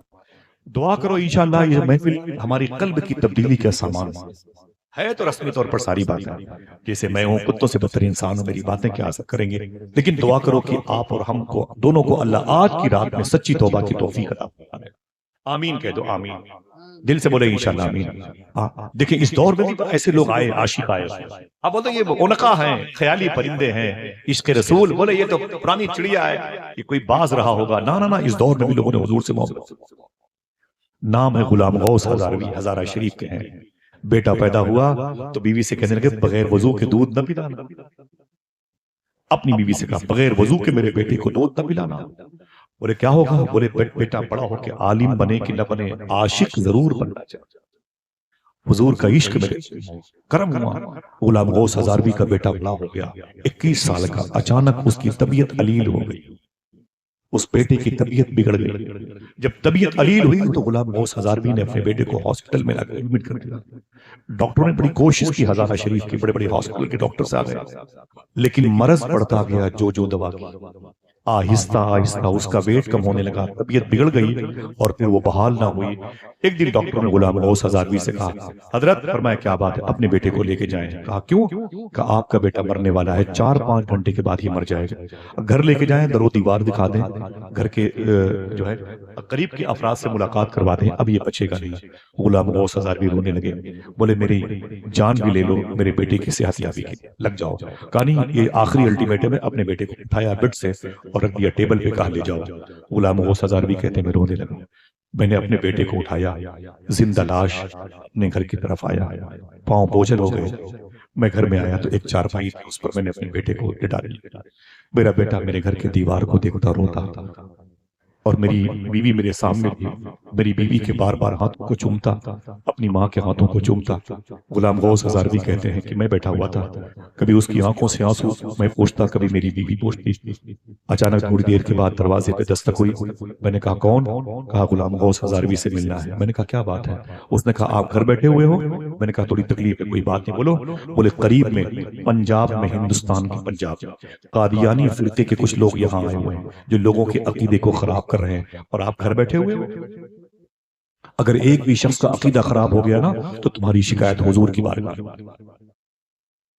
غلام غوث ہزاروی کانپنے لگے، دروازہ بند کر دیا، اندر آئے، اپنے بیٹے کو دیکھا تو بیٹے کی روح نکلنے والی تھی، بیوی کو دیکھا تو اس کی آنکھوں سے آنسو نکل رہے۔ آپ نے اپنی بیوی سے کہا کہ میری مناظری کی کتابوں کا وہ بنڈل، وہ بیگ نکال کر بیوی ساری کتابیں لے کر کے آئی، پورا تھیلا لے کر آئی، آپ نے اس تھیلے کو اپنے کندھے پہ رکھا، غلام غوث ہزار اور اپنے بیٹے کے قریب آئے، کہا اے میرے بیٹے میں جا رہا ہوں۔ تو بیٹے نے کہا کہاں جا رہے ہیں؟ کہا فلاں شہر فلاں قصبے میں جا رہا ہوں، حضور کی گستاخی کرنے والے وہاں قبضہ کر رہے ہیں، میں جا رہا ہوں، حضور کا دین مجھے آواز دے رہا ہے۔ بیٹے نے کہا ابو آپ کہاں جا رہے ہیں؟ میں خود دنیا سے جا رہا ہوں، موت کا فرشتہ میرے دروازے پر۔ ابو ابھی آپ مت جائیں، مجھے الوداع کہہ کے جائیں، میری نماز پڑھ کے جائیں، مجھے دفنا کے جائیں۔ تو غلام غوث ہزاروی نے کہا کہ نہیں، تجھ جیسے ہزاروں بیٹے محمد کے نام پر قربان ہو جائے، اے میرے بیٹے مجھے جانے دو۔ بیٹے نے اپنے باپ کا ہاتھ پکڑا، کہا مجھے دفن کون کرے گا؟ کہا اللہ کی بڑی مخلوق ہے، اللہ انتظام کرے گا۔ بولے میرے باپ کوئی خواہش؟ تو غلام غوث ہزاروی نے ایک بات کہی تھی، اے میرے بیٹے میں جا رہا ہوں، ایک ہی خواہش ہے، اگر تیری قبر میں حضور آئے تو حضور کو میرا سلام کرتے ہیں، حضور سے کہنا کہ میرا باپ میرے آخری سفر میں نہیں تھا، لیکن سرکار آپ کو میرے باپ نے سلام عرض کیا۔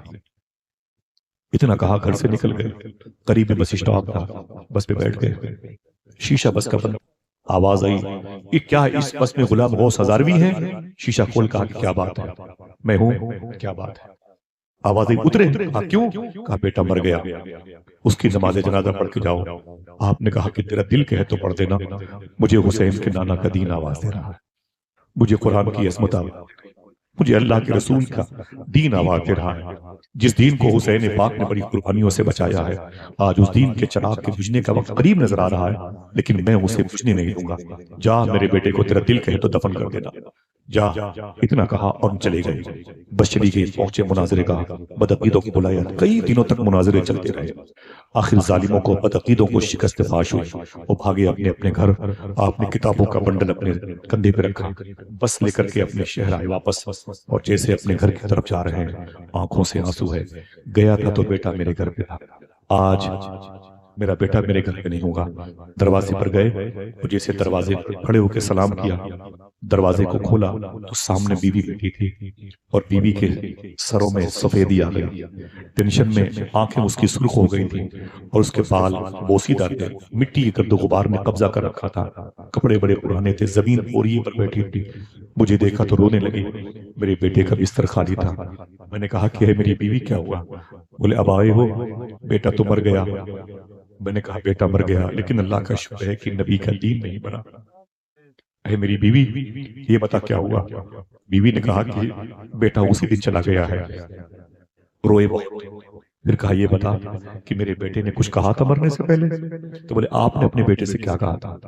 آپ نے فرمایا، بیوی نے کہا کہ آپ نے کہا تھا کہ حضور تیری قبر میں آیا تو حضور کو میرا سلام بول دینا۔ بیٹے نے کیا کہا تھا؟ تو بیوی نے کہا تھا کہ اس نے آخری میں کلمہ شریف پڑھنے سے پہلے کہا تھا امی ابو اگر گھر آئے تو اب تو میرا سلام بول دینا۔ اتنا کہہ کے حضور کو یاد کیا چلا گیا، کتابیں رکھی اور چپ چاپ قبرستان چلے گئے، ایک تازہ قبر دیکھی، اس سے لپٹ کے رونے لگے، کہا بیٹے میں یہ نہیں کہنے آیا ہوں کہ مجھ سے خطا ہو گئی، مجھے معاف کرنا، حضور کے دین کی محافظت خطا نہیں ہے، یہ عطا ہے، یہ انعام ہے۔ اے میرے بیٹے تجھے بتانے آیا ہوں کہ تجھے دفن کرنے سے زیادہ ضروری کام تھا قرآن کی عظمت کو بچانا، حضور کے عشق کی محافظت کرنا، نسلوں کے دلوں کو حضور کے عشق سے روشناس کرنا۔ اے میرے بیٹے میں اسی لیے چلا گیا تھا، اور تو نے میری عدم موجودگی میں، میرے نہ رہنے پر تو نے آخری سفر کیا ہے، تو نے بہت صبر کیا ہے، آج تیرے لیے میں دعا کرتا ہوں۔ غلام غوث ہزاروی نے دعا مانگی، اے اللہ میرے بیٹے کی قبر کو جنت کے باغوں میں سے ایک باغ بنا، اے اللہ میرے بیٹے کی قبر کو جنت کے باغوں میں سے ایک باغ بنا دینا، جنت کے باغوں میں سے ایک باغ بنا دینا۔ اتنا کہا چہرے پر ہاتھ پھیرے واپس آ گئے، عشاء کی نماز پڑھی، خشک روٹیاں کھائیں اور بستر پہ سو گئے۔ جیسے سوئے خواب میں بیٹا تشریف لائے۔ آ سکتا ہے کہ نہیں؟ ایک عالم بولے آ سکتا ہے کہ نہیں؟ خواب میں آ سکتا ہے کہ نہیں؟ جیسے سوئے خواب میں بیٹا تشریف لایا، اب باپ نے بیٹے کو دیکھا تو جنم کے بچھڑے گلے میں لپٹ کے رونے لگے، تو باپ نے بیٹے سے کہا بیٹے کیا ہوا؟ بخش دیا گیا کہ پھنس گیا؟ تو بیٹے نے کیا کہا؟ ابو وہ درود کی برکتیں کام آئی، وہ ماں کا درود پڑھ کر کے حضور کی نعتیں سنانا میرے کام، میرے دل کو دنیا کی چیزوں سے آلودہ ہونے سے بچایا میری ماں نے، وہ عشق رسول میرے کام آ گیا۔ کہا یہ بتا ہوا کیا؟ کہا جیسے مجھے رکھا گیا میرے قبر میں، اللہ اکبر، کیا ہے کہ اکیلا اندھیری قبر، اندھیری گھر، اندھیرا گھر، اکیلا، اکیلی جان، دم گھٹتا، دل اٹھتا تھا، خدا کو یاد کر پیارے۔ اب وہ ساتھ کہا ہے، میں یوں کہہ دوں وہ لمحہ آنے والا، سب کے ساتھ لمحہ آنے والا، وہ وقت آئے گا جب قبر میں کوئی نہیں، ہم ہوں گے، ہمارے اعمال ہوں گے، اچھے ہوں گے تو ساتھ ہوں گے، برے ہوں گے تو ساتھ ہوں گے۔ آج ہم تیاری کر کے جائیں گے انشاءاللہ، دل سے بولیں انشاءاللہ، رہیں گے نہیں آپ بھی اور رہیں گے نہیں ہم بھی، یہ ذہن سے نکال دیں کہ اگلے سال تک ہم اپنے آپ کو سدھار لیں گے، آج نہیں ابھی دعا کرو ہم دونوں، اللہ ہمارے دونوں کے دلوں کو پاک فرمائے، آج سے اپنے اندر تھوڑی سی بیداری پیدا کریں۔ بڑی مشقتوں میں ہم سفر کرتے ہیں اور بڑی مشقتوں میں دل سے ہوتے ہیں، حقیقت بات ہے، حقیقت بات ہے۔ آپ سب آئے، آپ کا احسان ہے ایک ایک شخص کا مجھ پر، اور میں ایک نرم طبیعت کا آدمی ہوں، اور میں یہاں پر میں تو اکیلے ممبر پہ آتا ہوں، اکیلے جاتا ہوں، اور میرے مزاج میں کوئی اس قسم کا تکبر نہیں، معافی چاہتا ہوں۔ بس میں گزارش کرتا ہوں کہ وعدہ کرو کہ اب ہم تیاری کرنے میں لگ جائیں گے انشاءاللہ۔ انتظار نہ کرنا دوسرے جلسے کا، انتظار نہ کرنا، پتہ نہیں ہمیں وقت ملے کہ نہ ملے، اللہ آپ سب کو سلامت رکھے، آمین کہہ دو۔ وہ جو اذان کی اوقات کبھی کبھی آواز آتی نا نماز کے بعد، تو بھائی اعلان سنیں کہ فلاں محلے کے فلاں صاحب کا انتقال ہو گیا ہے، ہم کہتے ہیں کون ہے میں؟ ارے چھوڑو یار مسئلہ، کون تھا وہ؟ فلاں کا فلاں مر گیا۔ صوفیہ کہتے ہیں ہمیں احساس نہیں ہے کبھی ہم بھی اسی اعلان کا حصہ بنے، ہمارے بارے میں بھی لوگ یہی کہیں گے۔ سمجھ رہے ہیں کیا کہا تھا غزل کے شاعر نے کہ اتنا ٹوٹا ہوں کہ چھونے سے بکھر جاؤں گا، اب اگر اور دعا دو گے تو مر جاؤں گا، زندگی میں بھی مسافر ہوں تیری کشتی کا، تو جہاں مجھ سے کہے گی میں اتر جاؤں گا۔ ہم بھی ایک دن ایسے تھے ہو جائیں گے، اور آپ دعا کرو ہمارے دلوں میں مگر عشق رسول باقی رہے، آمین کہہ دو۔ کیا بولے میرے بیٹے کیا ہوا؟ تو بیٹے نے کہا میں اپنی قبر میں آیا تو گھٹن کا احساس ہوا، لیکن دو اچانک فرشتے آ گئے، مر رب کا ماں دین کا، جیسے سوال کیا فرشتوں نے گھن گرج آواز میں، اور تیرا رب کون ہے، تیرا دین کیا ہے؟ اچانک تیسرا سوال آیا اور سامنے آمینہ کے لال تشریف لائے، آئے سننا صاحبو، وہ کہتے جیسے مر رب کا ماں دینوں کا ما کنت تقول فی حق ہذا الرجل، جیسے فرشتوں نے کہا وہ دیکھ اس شخصیت کے بارے میں تیرا کیا عقیدہ تھا، تو ان کے بارے میں کیا کہتا تھا۔ اللہ اکبر، اللہ اکبر۔ تو کہتا ابو میں کیا بتاؤں حضور کی آنکھیں کتنی خوبصورت تھیں، آئے ہائے، میں کیا بتاؤں کہ حضور کے لب کتنے پیارے تھے، میں کیا بتاؤں کہ حضور کے رخسار کتنے جاذب تھے، میں کیا بتاؤں کہ حضور کا چہرہ کتنا پیارا تھا۔ وہ شاعر کو کہنا پڑا تھا کہ انوار کبریا سے ہے خلقت رسول کی، اور ہمت ہے شرک، کہہ تو یہ شرکت رسول کی، مصروف تھے تلاوت قرآن میں رسول، قرآن کر رہا تھا تلاوت رسول کی۔ آقا کریم کا چہرہ سارے چہروں کے حسن کی عظیم الشان مرکز و محور کی ذات رکھتا ہے، فرمایا آقا اتنے حسین تھے، اے میرے ابو میں کیا بتاؤں۔ کہا پھر میں نے کہہ دیا، حضور کو دیکھ کے درود پڑھنا شروع کر دیا، اے شہنشاہ مدینہ الصلاۃ والسلام زینت عرش معلا۔ آپ کے شہر کی قریب سے آواز آئی تھی، اعلیٰ سرکار کے خلیفہ نے کہا تھا میں وہ سنی ہوں جمیل قادری، میرا، ذرا ہاتھوں اڑا کے بولو، میرا لاشا بھی پڑھے گا۔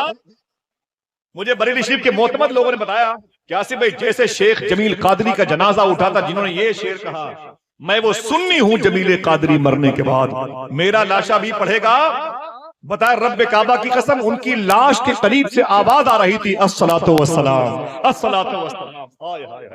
کیا مطلب؟ جب تیری یاد میں دنیا سے گیا ہے کوئی، جان لینے کو دلہن بن کے قضائی ہے۔ اللہ حضور کتنے حسین ہے، ذرا پیار سے کہہ دو سبحان اللہ۔ حضور کو دیکھا تو دیکھتا رہ گیا، مرہار سنگار تمہیں سے ہے یا رسول اللہ، بگین میں بہار تمہیں سے ہے۔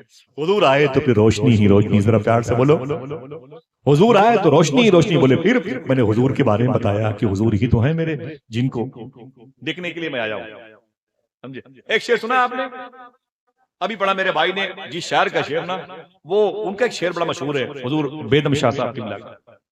کیا مطلب؟ وہ شعر کیسا ہے میں بتا دوں گا۔ آپ نے ایک بات کہی ہے اس شعر میں، اس کی ڈیٹیل میں جائیے۔ کہتے ہیں کہ میں نہیں تھا، ناتھنگ، میں تھا ہی نہیں، عدم میں تھا، میرا کوئی وجود روح کی صورت میں بھی نہیں تھا۔ فرماتے ہیں روح کی صورت میں میرا کوئی وجود نہیں تھا، پھر اللہ نے کن کہہ کے میری روح کو پیدا کیا، عالم ارواح روحوں کی دنیا میں آیا، تو بیدم شاہ کہتے ہیں کہ میں روحوں کی دنیا میں آیا، عالم ارواح میں سمجھا کہ بس یہی میری منزل ہے۔ پھر آواز آئی نکلو باہر یہاں سے۔ میں نے کہا کہاں جانا ہے؟ بولے آدم علیہ السلام پیشانی پہ۔ میں سمجھا میری منزل یہی ہے۔ پھر آواز آئی آگے بڑھو، اب کہاں جانا ہے؟ تو آدم علیہ السلام کی پشت میں آیا۔ میں سمجھا میری منزل یہی ہے۔ آواز آئی اور آگے بڑھو، تو میں امی حوا کے شکم میں آیا۔ ایسے ٹریولنگ کرتے کرتے کرتے کرتے اپنے دادا کی پشت میں، دادی کے پیٹ میں، اپنے باپ کی پشت میں، اپنی ماں کے پیٹ میں۔ جب میں ماں کے پیٹ میں 9 مہینے تھا تو بیدم شاہ فرماتے میں سمجھا بس آ گیا اپنی منزل، اب مجھے کہیں نہیں جانا ہے، کوئی سفر کوئی ٹریولنگ نہیں کرنی ہے۔ 9 مہینے کے بعد اللہ کا حکم ہوا جگہ خالی کرو۔ میں باہر آیا تو کہیں نرس کی گود میں، کہیں گھر والوں کی گود میں آیا۔ میں بچہ تھا، مجھے ہوش نہیں تھا، اور پھر میں سمجھا کہ شاید بس میری یہی منزل ہے، اب مجھے کہیں نہیں جانا ہے۔ جو اب تک تھا وہ میل کا پتھر تھا، اب میں اپنی منزل پہ آ گیا ہوں۔ پتہ چلا 6 مہینے کے بعد میں گھٹنوں کے بل چلنے لگا۔ میں سمجھا میں گھٹنوں کے بل چل بھی سکتا ہوں۔ پھر آواز آئی کہ 2 سال کے بعد تو میں لڑکھڑاتے ہوئے کھڑے بھی ہونے لگا۔ میں سمجھا بس اب لڑکھڑاتا رہوں گا، ایسی میری لائف پوری ہو جائے گی۔ پھر پتہ چلا کہ نہیں، میں آگے چل کر کے اسکول جانے کی تیاری میں تھا، سائیکل اور بائک پر بیٹھنے لگا۔ پھر آواز آئی کہ نہیں، میں سمجھا میری منزل۔ پھر میں سروس کرنے لگا، جاب کرنے لگا۔ میں سمجھا کہ شاید میں اسی جوانی کے دن کے لیے اتنا لمبا سفر کیا ہوں۔ آواز آئی شادی کرنی ہے، رشتے ہوئے مبارک، ایک لڑکی میری بیوی بنی، میری زوجہ بنی، اور میں اس کا زوج بنا۔ اس کے بعد نسلیں آگے بڑھی، بڑھاپا آ گیا۔ میں سمجھا، بیدم شاہ فرماتے میں سمجھا بس اب بڑھاپا آ گیا، اب مجھے کہیں نہیں جانا ہے، میں ہمیشہ ہمیشہ دائمی طور پر بوڑھا ہی رہوں گا۔ اچانک موت کا فرشتہ آ گیا، کہا سیٹ خالی کرو، چلو۔ مجھے نہلایا گیا، میری روح اللہ کے فرشتے لے کے چلے گئے۔ پھر مجھے کفن میں لپیٹا گیا اور میری قبر میں رکھ دیا گیا۔ میں قبر میں تھا، میں تھا ہی نہیں، میری روح پھر میرے بدن میں ڈالی گئی، اور سامنے اللہ کے رسول تشریف لائے اور پوچھا گیا حضور کو دیکھ کر کے، ما کنت تقول فی حق ھذا الرجل۔ میں نے فرشتوں سے کہا آپ مجھ سے پوچھتے ہو ان کے بارے میں کیا کہتے ہو؟ میں نے تو ان کے بارے میں بہت پہلے کہہ دیا تھا۔ میں یہ سمجھ رہا تھا میں روحوں کی دنیا میں رہوں گا، آدم علیہ السلام کی پشت میں رہوں گا، اپنے دادا کی پیٹھ میں رہوں گا، اپنی دادی کے پیٹ میں رہوں گا، میری منزل ہے۔ نا نا نا، جب اتنے سفر کرنے کے بعد میں قبر میں پہنچا اور حضور کو دیکھا تو میں نے یہ شعر کہا کہ ازل سے لائی ہے ہستی میں آرزوئے رسول، کہاں کہاں ہے جستجوئے رسول۔ مجھے کیا پتا تھا کہ حضور اتنی بڑی ٹریولنگ کے بعد نظر آئیں گے، مجھے کیا پتا تھا اتنا لمبا سفر کرنا پڑتا ہے حضور کو دیکھنے کے لیے۔ ازل سے لائی ہے ہستی میں آرزوئے رسول، اور کہاں جستجوئے رسول۔ اللہ اکبر۔ وہ کہتے جیسے میں نے حضور کو دیکھا، باپ نے کہا پھر؟ تو کیا کہا غلام غوث عربی کے بیٹے نے، ابو مجھے آپ یاد آئے۔ پر میں حضور کی بارگاہ میں حضور کے وقت مجھے کیوں یاد کیا؟ کہا وہ امانتیں مجھے پہنچانی تھی۔ کون سی؟ نا نا نا، آواز نہیں آئی۔ باپ نے کیا کہا تھا حضور سے؟ اللہ سلامت رکھے آپ کے حافظے کو، میرا حضور سے بولے پھر میں نے کہا سرکار سے کہ سرکار میرے ابو نے آپ کو سلام عرض کیا ہے۔ غلام گوشت چیخ پڑے، بولے حضور ناراض تو نہیں ہوئے؟ پر میں ناراض نہیں ہوئے، حضور کے چہرے پر مسکراہٹ تھی، حضور مسکرائے اور جواب دیے اور چلے گئے۔ اور پھر بیٹے نے کیا کہا، دیکھنا ہو کوئی ایک آدمی ضرور سبحان اللہ کہے گا اور ہاتھوں کو اٹھا کے کہے گا انشاءاللہ کوئی ایک آدمی۔ وہ ایک آدمی کون ہے؟ ہر شخص تصور کرے کہ وہ میں۔ ٹھیک؟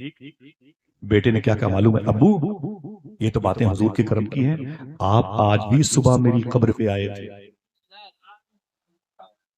آپ جاتے ہو نا اپنے اجداد کی قبروں پہ، اپنے امجاد کی قبروں پہ، اپنے پرکھوں کی قبروں پہ جایا کرو انشاءاللہ۔ یہ کوئی نئی بات نہیں ہے۔ ہاں جو کہتے ہیں قبروں پہ نہیں جانا چاہیے، وہ ٹھیک ہے، وہ نہ جائیں، قبروں پہ نہ جائیں، لیکن قبروں میں تو ان کے باپ کو بھی جانا پڑے گا، ان کے باپ کو بھی جانا پڑے گا، سمجھ رہے ہیں؟ جایا کرو انشاءاللہ، دل سے بولو تمہاری مائیں تمہارا انتظار کرتی ہیں، تمہارا باپ اپنی قبر میں تمہارا انتظار کرتا ہے، لیکن یہ فکس مت کرو کہ ہم رات کی شب جائیں گے، جب موقع ملے تب جایا کرو انشاءاللہ۔ میری ماں کا انتقال ہوا، میرے والد صاحب ڈاکٹر تھے، اور میرے والد صاحب جو ہے میری ماں امام حسین سے بڑی محبت کرتی تھی، اور غوث پاک، اور میرے والد صاحب پر غوث پاک بہت بڑا غلبہ تھا۔ میری ماں کا انتقال بھی عاشورہ کے دن ہوا ہے، ٹھیک 10 محرم شریف کو ہوا ہے۔ آج میں رات کے 2 بجے 3 بجے، جانتے ہیں حافظ سلمان صاحب، مخدوم گرامی سید محفوظ علی صاحب، میں رات کے 2 بجے 3 بجے جب کبھی واپس جاتا ہوں اپنے گھر تو اپنی ماں کی قبر پہ ضرور جاتا ہوں۔ 95 کتنی سردی ہو بارش ہو، اپنی ماں کی قبر پہ ضرور آتا ہوں اور ماں کے پیروں کو چوم کر کے کہتا ہوں ماں تیرا بیٹا تیری دعا سے خیریت سے آ گیا، بس دعا کر کے اللہ میرے دل کو پاک کر گیا۔ محبوب الہی فرماتے ہیں جب تک میری ماں زندہ تھی میرا کوئی کام رکا نہیں، اور ماں کے انتقال کے بعد بھی میرا کوئی کام رکا نہیں۔ کسی نے پوچھا کہ ماں کے انتقال کے بعد کیسے کام ہوتا رہا؟ آپ نے فرمایا تھا کہ ماں کے انشاءاللہ دوسری بات، کبھی بھی قبرستان پر خالی ہاتھ مت جانا۔ صوفیہ کا طریقہ کیا ہے؟ وہ جب قبرستانوں پہ جاتے تھے میٹھی چیزیں لے کے جاتے تھے، جیسے چینی ہے، بسکٹ ہے، وہاں جو جان پرندے ہیں، چونٹیاں ہیں، انہیں کھلا دیا کرو۔ بولے اس سے کیا ہوگا؟ تو صوفیہ کہتے ہیں کہ تم پرندوں کے لیے اور چونٹیوں کے لیے چینی دو گے، وہ تمہاری ماں تمہارے باپ کے لیے میٹھی میٹھی دعا دو گی۔ پھر ایک جملہ ارشاد فرمایا، اگر ایک قبرستان میں جہاں تمہاری ماں تمہارے باپ دفن ہے، وہاں 100 مردے ہیں، کتنے؟ ایک آدمی بولے وہاں 100 مردے اگر دفن ہیں، 100 مردے، تو صرف یہ سوچ کے مت جاؤ کہ یہاں میری ماں میرے باپ دفن ہے۔ دیکھنا کون کون سبحان اللہ کہتا ہے۔ صوفی صاحب کہتے ہیں یہ سوچ کر کے وہاں جاؤ کہ یہاں 100 مردے دفن ہیں، تو 100 مرتبے مدینے والے آقا یہاں تشریف لا چکے ہیں۔ وعدہ کرو انشاءاللہ خوشی میں غم میں موقع پر اپنے ماں باپ کی قبروں سے اپنا رابطہ جوڑے رکھو انشاءاللہ۔ ٹھیک ہے، دل سے بولو میرا ٹاپک نہیں، تھوڑی سی ایک دو باتیں، اجازت ہے؟ ختم تھک گئے آپ لوگ؟ اور تھکاوٹ کا مطلب یہ نہیں کہ آپ میں ہٹ جاؤں، تھکاوٹ مطلب ہے کہ پھر تقریر شروع۔ اتنا اچھا کیوں سنتے ہیں کہ لوگوں کو اپنی تقریر بند کرنے کا خیال نہیں آتا؟ مبارک ہو، چلیں گے بغداد شریف انشاءاللہ؟ کتنے لوگ ہاتھ اٹھا کے بولے انشاءاللہ؟ حضور کا عشق جو ہے دلوں کو راس آیا، یہ میٹھا میٹھا پن ہے، میٹھاس پیدا کرتا ہے۔ ہمارا دل سخت ہو گیا بھائی کی طرف سے، بہنوں کی طرف سے، وجہ یہ ہے کہ یہ دل، اس دل کو اس کی خوراک نہیں ملی، اس دل کے اس مکان کو مکان مالک کے حوالے نہیں کیا، اس پہ ہم نے حسد اور غیبت جیسے کرایہ دار لا کے رکھ۔ سمجھ رہے ہیں آپ؟ تو کیا کہا بیٹے نے، آپ بھی تو میری قبر پہ آ کے دعا مانگی تھی۔ تو غلام غوث نے کیا کہا معلوم ہے؟ ابو، غلام غوث نے کیا کہا، بیٹے میں نے دعا مانگی تھی، کیا مانگی تھی معلوم؟ کیا کہا بیٹے نے؟ آپ نے میری قبر پہ کہا تھا اے اللہ میرے بیٹی کی قبر کو جنت کے باغوں میں سے ایک باغ بنا دینا۔ بولے پھر کیا ہوا؟ دل کہے تو کوئی ایک آدمی بولے سبحان اللہ، بولے واللہ العظیم میرے باپ جب سے آپ یہ دعا مانگ کے آئے ہیں، اللہ نے واللہ خدا کی قسم میری قبر کو جنت کے باغوں میں سے ایک باغ بنا دیا۔ باپ اگر دعا مانگے بیٹے کی قبر پر تو قبول ہو جاتی ہے، اگر یہی بیٹا اپنے باپ کے لیے دعا مانگے تو کیا نہیں قبول ہوگی؟ ہوگی انشاءاللہ۔ لہذا اپنے گزرے ہوئوں کی یادوں میں رہا کرو انشاءاللہ۔ دل سے بولے انشاءاللہ۔ کیا قرآن کہتا ہے؟ محمد اللہ کے رسول۔ ہم نے تو اسٹیکر خرید لیے کہ 500 روپے میں، علامہ اظہار برکاتی صاحب اسٹیکر میں نے لیا، کیا ہے بہت خوبصورت ٹکڑا ہے، چاندی کے دھاگے سے بنوایا ہے، اور وہ پھر جب گئے تو لینے کے لیے جب اس نے قیمتیں بڑھا دی، بولے سونا مہنگا ہو گیا، چاندی میں کیا وہ کتنے کا؟ بولے وہ 500 کا تھا کاغذ کا، اب وہ 50,000 کا ہو گیا۔ بولے خوبی کیا ہے؟ بولے اس میں یہ شعر لکھا ہوا ہے، سنا ہے آپ ہر عاشق کے گھر تشریف لاتے ہیں، میرے بھی گھر میں ہو جائے چراغاں یا رسول اللہ۔ یار یہ دعا مانگی ہے اور آمین کہا ہے تو گھر بھی تو اس لائق بنایا جائے کہ جس میں حضور کا قیام ہو۔ صحیح ہے کہ نہیں؟ اس دل میں بس چکی ہے تمنا گناہ کی، یہ دل نبی کی یاد کے قابل نہیں رہا۔ ہم کیسے اس دل کو بنائیں گے؟ معافی چاہتا ہوں، ہم تو سلاسل کی بنیاد پر، سلسلے کی بنیاد پر قتل اور مرڈر کر رہے ہیں۔ معافی چاہتا ہوں، سلسلے کے اختلافات کی بنیاد پر ہم نے وہابیوں کو، سلفیوں کو، بدعقیدوں کو اپنا دشمن گرداننا کم کر دیا ہے، اپنے ہی مسلک و مشرب کے لوگوں کو اپنا دشمن جانی سمجھ رکھا ہے۔ مجھے ڈر اس بات کا ہے کہ کہیں 25-30 سال کے بعد آنے والے دور میں ہمارے ہر سلسلے کے بزرگوں کے نام سے الگ الگ نہ مسجدیں بن جائیں۔ سمجھ رہے ہیں آپ؟ ایسی فضا، مقدر فضا ہمارے سامنے ہے، حد ہو گئی اختلاف۔ بھئی آپ نماز پڑھنے وہاں کیوں جا رہے ہیں؟ بولے وہاں میرے پیر بھائی امامت کرتے ہیں، وہاں میرے پیر بھائی امامت کرتے ہیں، یہاں نہیں پڑھے گا، یہاں اس کے پیر بھائی نماز نہیں پڑھاتے ہیں۔ اس قسم کے نظریات ہو گئے۔ کیا پیری مریدی اسی کا نام ہے؟ ایک بات سنیں، تکلیف ہوگی، دیر ہو گئی تو مجھے بتائیے گا انشاءاللہ، جیسے اشارہ کریں گے میں بات ختم کر دوں گا انشاءاللہ، مگر پھر وہی کہتا ہوں چلیں گے بغداد شریف؟ دل سے بولے انشاءاللہ۔ لیکن محبت کرنے والے سیدنا شیخ کے بارے میں چلیں گے انشاءاللہ۔ ٹاپک یہ نہیں ہے میرا، لیکن چاہتا ہوں کہ دل ہمارا اختلافات سے دور ہو جائے، محبتیں ہماری شناخت بن جائیں، یہی ہمارے بزرگوں کا مشن تھا۔ الحمدللہ رب العالمین انشاءاللہ۔ بولے اس اصول پر چلیے، اس اصول پر چلیے۔ میں نے پوچھا صوفی سلطان میں صاحب ویسے ہم بات کرتے ہیں پرسنالٹی کی، پیر ہمیں عاشق رسول بنا دے گا، پیر ہمیں عظیم عامل بنا دے گا، معوض بنا دے گا، پیر ہمیں ایک گائیڈ لائن دیتا ہے۔ تو فرمایا کہ پیر صحیح آپ کو راہ کا مسافر بناتا ہے، لیکن پیر کہتے کس کو ہیں؟ میں نے پوچھا آپ بتائیں پیر کس کو کہتے ہیں؟ آپ فرمایا پیر وہ ہے جو اپنے مرید کو اپنے سے بلند مقام پر دیکھنا چاہتا ہے۔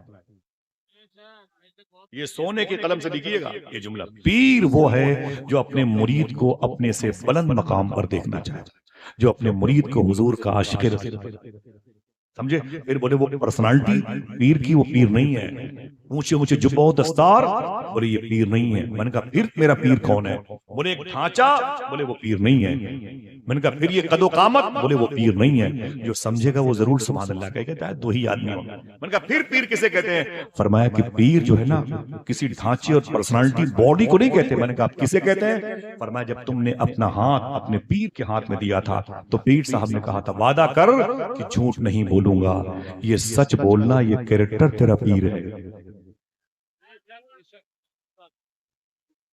وعدہ کر کہ غیبت نہیں کروں گا تو غیبت سے بچنا، یہ کریکٹر تیرا پیر ہے۔ وعدہ کر کہ حرام نہیں کھائے گا تو حلال کھانا، یہ کردار تیرا پیر ہے۔ اللہ اکبر۔ بڑے بڑے لوگ آئے لیکن آج اختلافات ہوتے ہیں۔ ایک پیر تو محبوب الہی پہ تھے، کاش نام سن کے کوئی سبحان اللہ کہے۔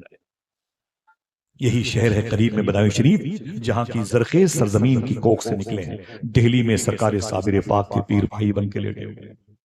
یار صابر پاک کا نام آیا تو گونگے بھی سبحان اللہ کہتے ہیں بھائی۔ ابھی ٹائم نہیں ہے، کیسے کیسے لوگ ہیں یہ دونوں۔ خواجہ بابا فرید گنج شکر کے لاڈلے، وہ خواجہ بختیار کاکی کے لاڈلے ہیں، وہ غریب نواز کے، وہ خواجہ عثمان ہارونی کے۔ ان کا ایک لاڈلہ ہے خواجہ نصیر الدین چراغ دہلوی، محبوب الہی کا، محبوب الہی کا۔ اللہ اکبر۔ ان کے نگاہ کیمیا کا اثر دیکھیں، جس کو دیکھا اسے عاشق رسول۔ ایک ہم دیکھتے ہی ادھر ہیں جدھر پیسے زیادہ ہوتے ہیں۔ میں معافی چاہتا ہوں، ہم دیکھتے ہی ادھر ہیں جدھر پیسے زیادہ ہوتے ہیں۔ اور یہ امیر خسرو کو دیکھا نا تو پھر عاشقوں کا امام بنا دیا سرکار محبوب الہی نے۔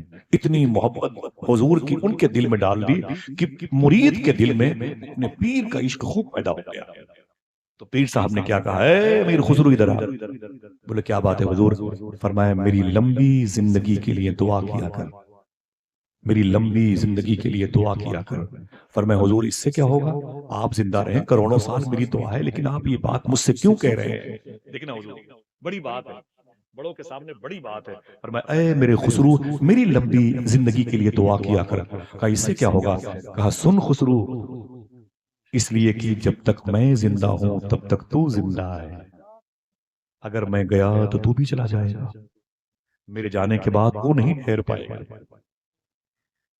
میرے جانے کے بعد وہ نہیں رکے گا، تیرے بھی وجود کا چاند غروب ہو جائے گا۔ اللہ اکبر، اللہ اکبر۔ یہ سرکار محبوب الہی ہے اور یہ پیر ہیں، یہ ان کے مرید ہیں۔ انتقال کے وقت یہ بنگال گئے، سرکار محبوب الہی کے مرید امیر خسرو جیسے محبوب الہی اپنے آخری سفر پہ ہیں، آنکھ کھلی، فرمایا کہ موت کا فرشتہ آ رہا ہے، میرا خسرو کدھر گیا؟ تو لوگوں نے کہا وہ تو بنگال گئے ہوئے ہیں۔ آپ کی آنکھوں میں آنسو آ گئے، کہا میرے خسرو کو میرا سلام بول دینا۔ اللہ ہوگا۔ پھر اس کے بعد کیا کہا معلوم ہے؟ سنیں، ہر آدمی کا تعلق کسی نہ کسی شیخ سے، پیر سے، سن لیں۔ فرمایا میرے خسرو کو میرا سلام بول دینا۔ اس کے بعد کیا کہا؟ اے لوگوں میرے انتقال کے بعد جب خسرو میری قبر پر آئے گا نا، اسے میری قبر پہ آنے نہ دینا۔ ہم اپنی ماں باپ کی قبروں کے قریب کھڑے ہو کے جی گیم کھیلتے ہیں۔ الہ آباد منصور پارک قبرستان ہے، وہاں پر ایک لڑکا اپنے باپ کی قبر پہ بیٹھ کے تاش کھیل رہا تھا۔ تو کسی نے کہا تیرے باپ کی قبر ہے، تو وہ لڑائی ہو گئی، نہ میرے باپ کی نہیں ہے، کسی اور کی ہے۔ جب تحقیق کی گئی تو واقعی وہ اس کے سگے باپ کی قبر تھی، جہاں بیٹا بیٹھ کے تاش کھیل رہا تھا۔ اس گھر کو آگ لگ رہی گھر کے چراغ سے۔ اللہ اکبر۔ امیر خسرو کے بارے میں کیا کہا میں نے؟ خبردار میرے خسرو کو میری قبر پہ نہ آنے دینا۔ کہا کیوں؟ کہا اگر خسرو میری قبر پہ آ کے تڑپا تو میں اپنی قبر کے نیچے ایسے تڑپوں گا کہ مجھے اپنی ذات کو اپنی قبر سے باہر لانا، میں خود تڑپ کے اپنی قبر سے باہر۔ یہ سرکار محبوب الہی کے جملے ہیں۔ نہ اپروول، نہ ویزا، نہ پاسپورٹ، نہ ٹریولنگ کے لیے لمبا سفر، آپ جب چاہیں دہلی جا کے پتہ کر سکتے ہیں۔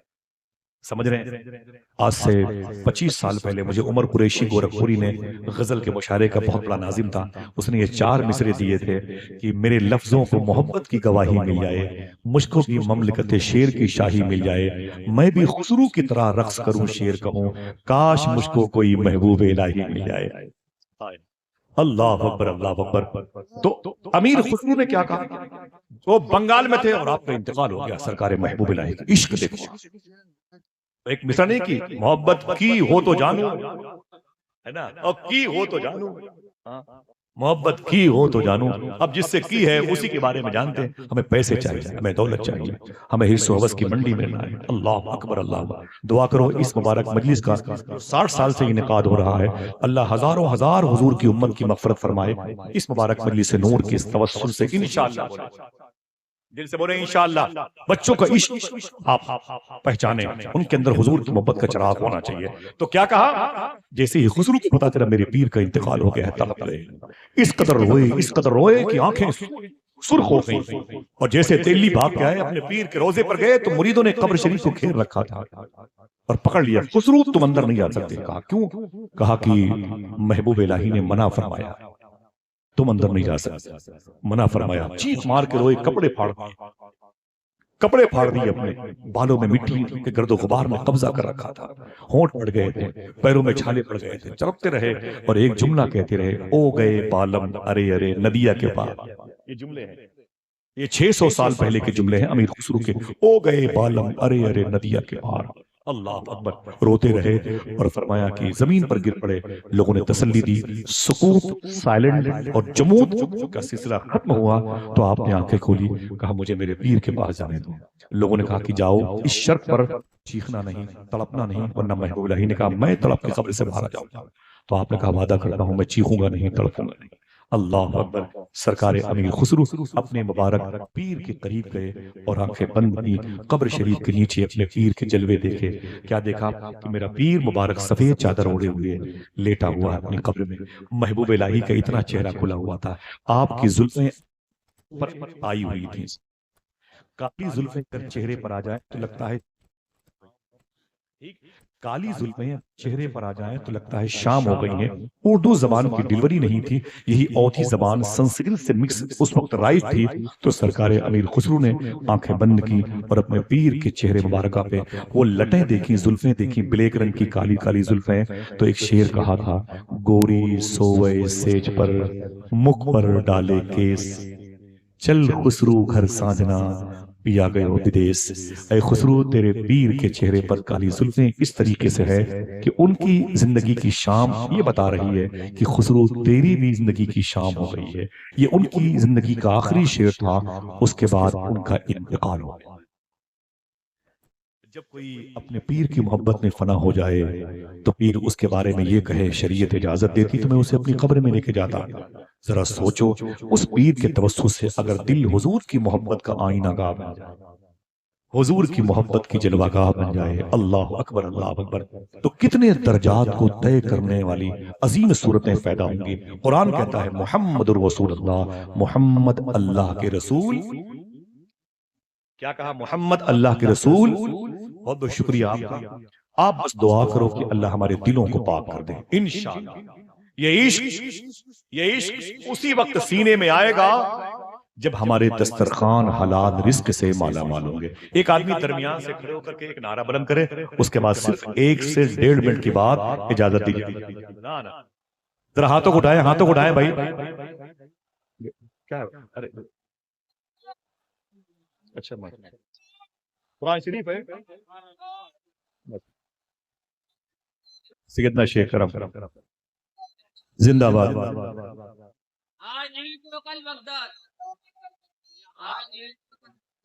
ماشاءاللہ انشاءاللہ رضی اللہ تعالی عنہ.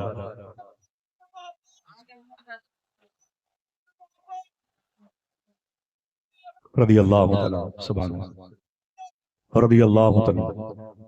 جیتے رہیے جی، اللہ سلامت رکھے، اللہ ان آوازوں کو سلامت. سرکار شاہ جی کرم سبحان اللہ. یہ زمین ہے موتی صورتی کی، شریف شیر سنت کی، اور سرکار شاہ جی علی رحمۃ الرضوان کی. الحمدللہ رب العالمین. آپ مبارکباد کے مستحق ہیں. میں نے کیا کہا؟ دل میں بچوں کے عشق رسول اسی وقت پیدا ہوگا جب دسترخوان حلال کا ہوگا. سمجھ گئے؟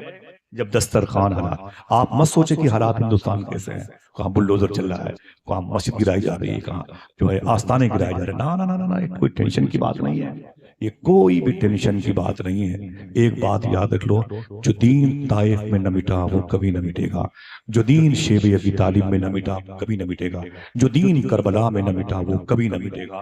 نہ جانے کتنی راتیں میں نے کربلا میں گزاری ہیں، 1800 یزیدیوں کی لاشیں کل کربلا کے میدان میں دفن کی گئی تھی نماز جنازہ پڑھنے کے بعد، اور حسینیوں کی لاشیں کفن نہیں تھے تو سورج کی کرنوں نے کفن کے کام کیے تھے اور جل گئی تھی لاشیں حسین کی، حسینیوں کی 1800 یزیدیوں کی لاشیں دفنائی گئی تھی بڑے اہتمام اور احترام کے ساتھ معاذ اللہ رب العالمین۔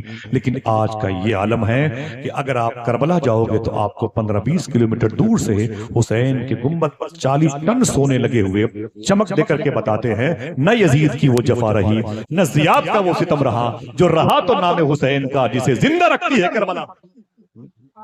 یہ دین کوئی سنیلا کا لڈو ہے جو ختم ہو جائے گا؟ بس اپنی خبریں ہیں ہمارے بزرگوں کی، وہ اگر صبر کریں پھر کیا بات ہے۔ اللہ کی طرف سے بھائی میں نے پوچھا حضرت سے، حضور یہ خبروں پر بلڈوزر چل رہے ہیں، یہ بچے پریشان ہیں، آستانے مساجد، تو فرمایا کوئی بات نہیں، کوئی بات نہیں، ہر مقبول چیز کی آزمائش ہوئی۔ میں نے کہا کیا مطلب؟ بولے اللہ کا گھر اجودھیا فیض آباد میں ہے، کیا وہ آزمائش میں نہیں ہے؟ حضور کی بارگاہ مدینہ شریف میں سلفیوں کی امام حسین کا روزہ کیا رافضیوں کے انڈر میں نہیں ہے؟ مجھے بتائیں، قرآن ٹیشو پیپر بنا لیا لوگوں نے، یورپ میں ایسے ایسے شراب پینے والے قرآن کو بنا لیا ٹیشو پیپر۔ اللہ اکبر۔ بولے ان ظالموں کے کیا ایسا کرنے سے قرآن مٹ جائے گا؟ انا نحن نزلنا الذکر و انا لہ لحافظون۔ پھر فرمایا، میں نے کہا پھر یہ بیس کیا ہے، یہ جو نیچے قرآن کی بڑے بڑے اسلاف لیتے ہیں، یہ اپنے پاور کا استعمال نہیں کرتے۔ آپ نے فرمایا کہ ہر صاحب آستانہ اپنی قبر میں جب یہ پتھر بازی ہوتی ہے، پھر مسمار کیا جاتا ہے، تو اپنی قبروں میں رہ کے وہ یہی کہتا رہتا ہے، اے میرے مولا وہ جو 72 حسینی تھے کاش ان میں میں بھی ہوتا، کاش ان میں میں بھی ہوتا، کاش ان میں میں بھی ہوتا۔ وہ تو فکس تھے، وہ تو 72 نکل گئے اور چلے گئے اور پورے کربلا شریف کو فیضان بانٹ رہے ہیں۔ آواز آ رہی ہے، کتنے بکھرے ہوئے ہیں مدینے کے بول، وہ کربلا تیری قسمت پہ لاکھوں سلام۔ تو یہ جو آستانے کے نیچے لیٹے ہوئے بزرگ ہیں یہ کہتے ہیں کہ میرے مولا کاش میں ان میں ہوتا۔ آواز آئی، وہ تو فکس ہے، شہدائے تف، وادی تف میں رہنے والے جانثاران امام حسین وہ فکس ہیں۔ تو یہ اللہ کے ولی کہتے ہیں میرے مولا اب مجھے ان کے فیض کا حصہ نہ ملے، صبر حسین کا حصہ نہیں ملتا، تو ایسا کرنا میرے مولا میری قبروں پر ہی کوئی دشمن کو بھیج دے، وہ پتھر بازی کرتے رہے، وہ اینٹیں سے اینٹیں گراتے رہے، بلڈوزر چلاتے رہے، میں صبر کرتا رہوں، مجھے صبر حسینی کا فیض ملتا۔ پاور کا استعمال نہ نہ نہ نہ، یہ پاور تو بچا کے رکھا ہے حضور کی امت کی مغفرت کے لیے، ورنہ یہ اگر چاہ لیں تو زمین کو آسماں کر دیں، سوریا کو سمجھ رہے آپ؟ یہ دین کوئی لڈو تھوڑی سنڈی لگا ہضم ہو جائے گا، نہ نہ نہ۔ یہی آپ کے بغل میں 70 سال پہلے مراد آباد میں کالے خان چوراہے پر علامہ کافی مراد آبادی کو لایا، علامہ کافی مراد آبادی کو، اللہ اکبر۔ انگریز نے کہا او کافی آپ کو پھانسی کے پھندے پہ لے جا رہا تھا، فرمایا کیا بات ہے؟ اس نے کہا کہ چل یہ پھانسی کا پھندا تیرا انتظار کر رہا ہے، چل چل چل آگے چل۔ انگریز نے کہا ہے پھانسی کا پھندا تیرا انتظار کر رہا ہے۔ علامہ کافی نے کہا او کتے سن، تو بولتا ہے کہ یہ پھانسی کا پھندا میرا انتظار کر رہا ہے، تجھے نہیں پتا کہ اس پھندے کے پیچھے مدینے والے آپ میرا انتظار کر رہے ہیں؟ جب تیری یاد سے دنیا سے گیا ہے کوئی، چاند لینے کو دلہن بن کی قضا آئی ہے۔ جیسے پہنچے پھانسی کے پھندے پر نہ تو علامہ کافی مرتبہ سے پھر جج نے کہا اے کافی تیری کوئی آخری خواہش، اے کافی تیری کوئی آخری خواہش، لگائے نعرہ، وہ کرسی لائے حضرت کے لیے، کرسی لائے ماشاءاللہ۔ آپ حضرات بیٹھے مبارک بیٹھے رہے آپ حضرات، ماشاءاللہ سبحان اللہ سبحان اللہ۔ ایک بنیادی اور تعمیری سوچ کی حامل شخصیت شہر کانپور کے بزرگوں کے مبارک تعلیمات، ان کے اقوال کا امین 30 سال سے مبارک اقدام نور سے پورے ملک کے مبارک لوگوں کو متاثر کرنے والی ذات، جس نے اپنی تعمیری اور بنیادی سوچ سے ایک جہاں کو متاثر کر رکھا ہے الحمدللہ رب العالمین۔ بڑی باوقار شخصیت، بڑی مبارک شخصیت تشریف لا چکی ہے۔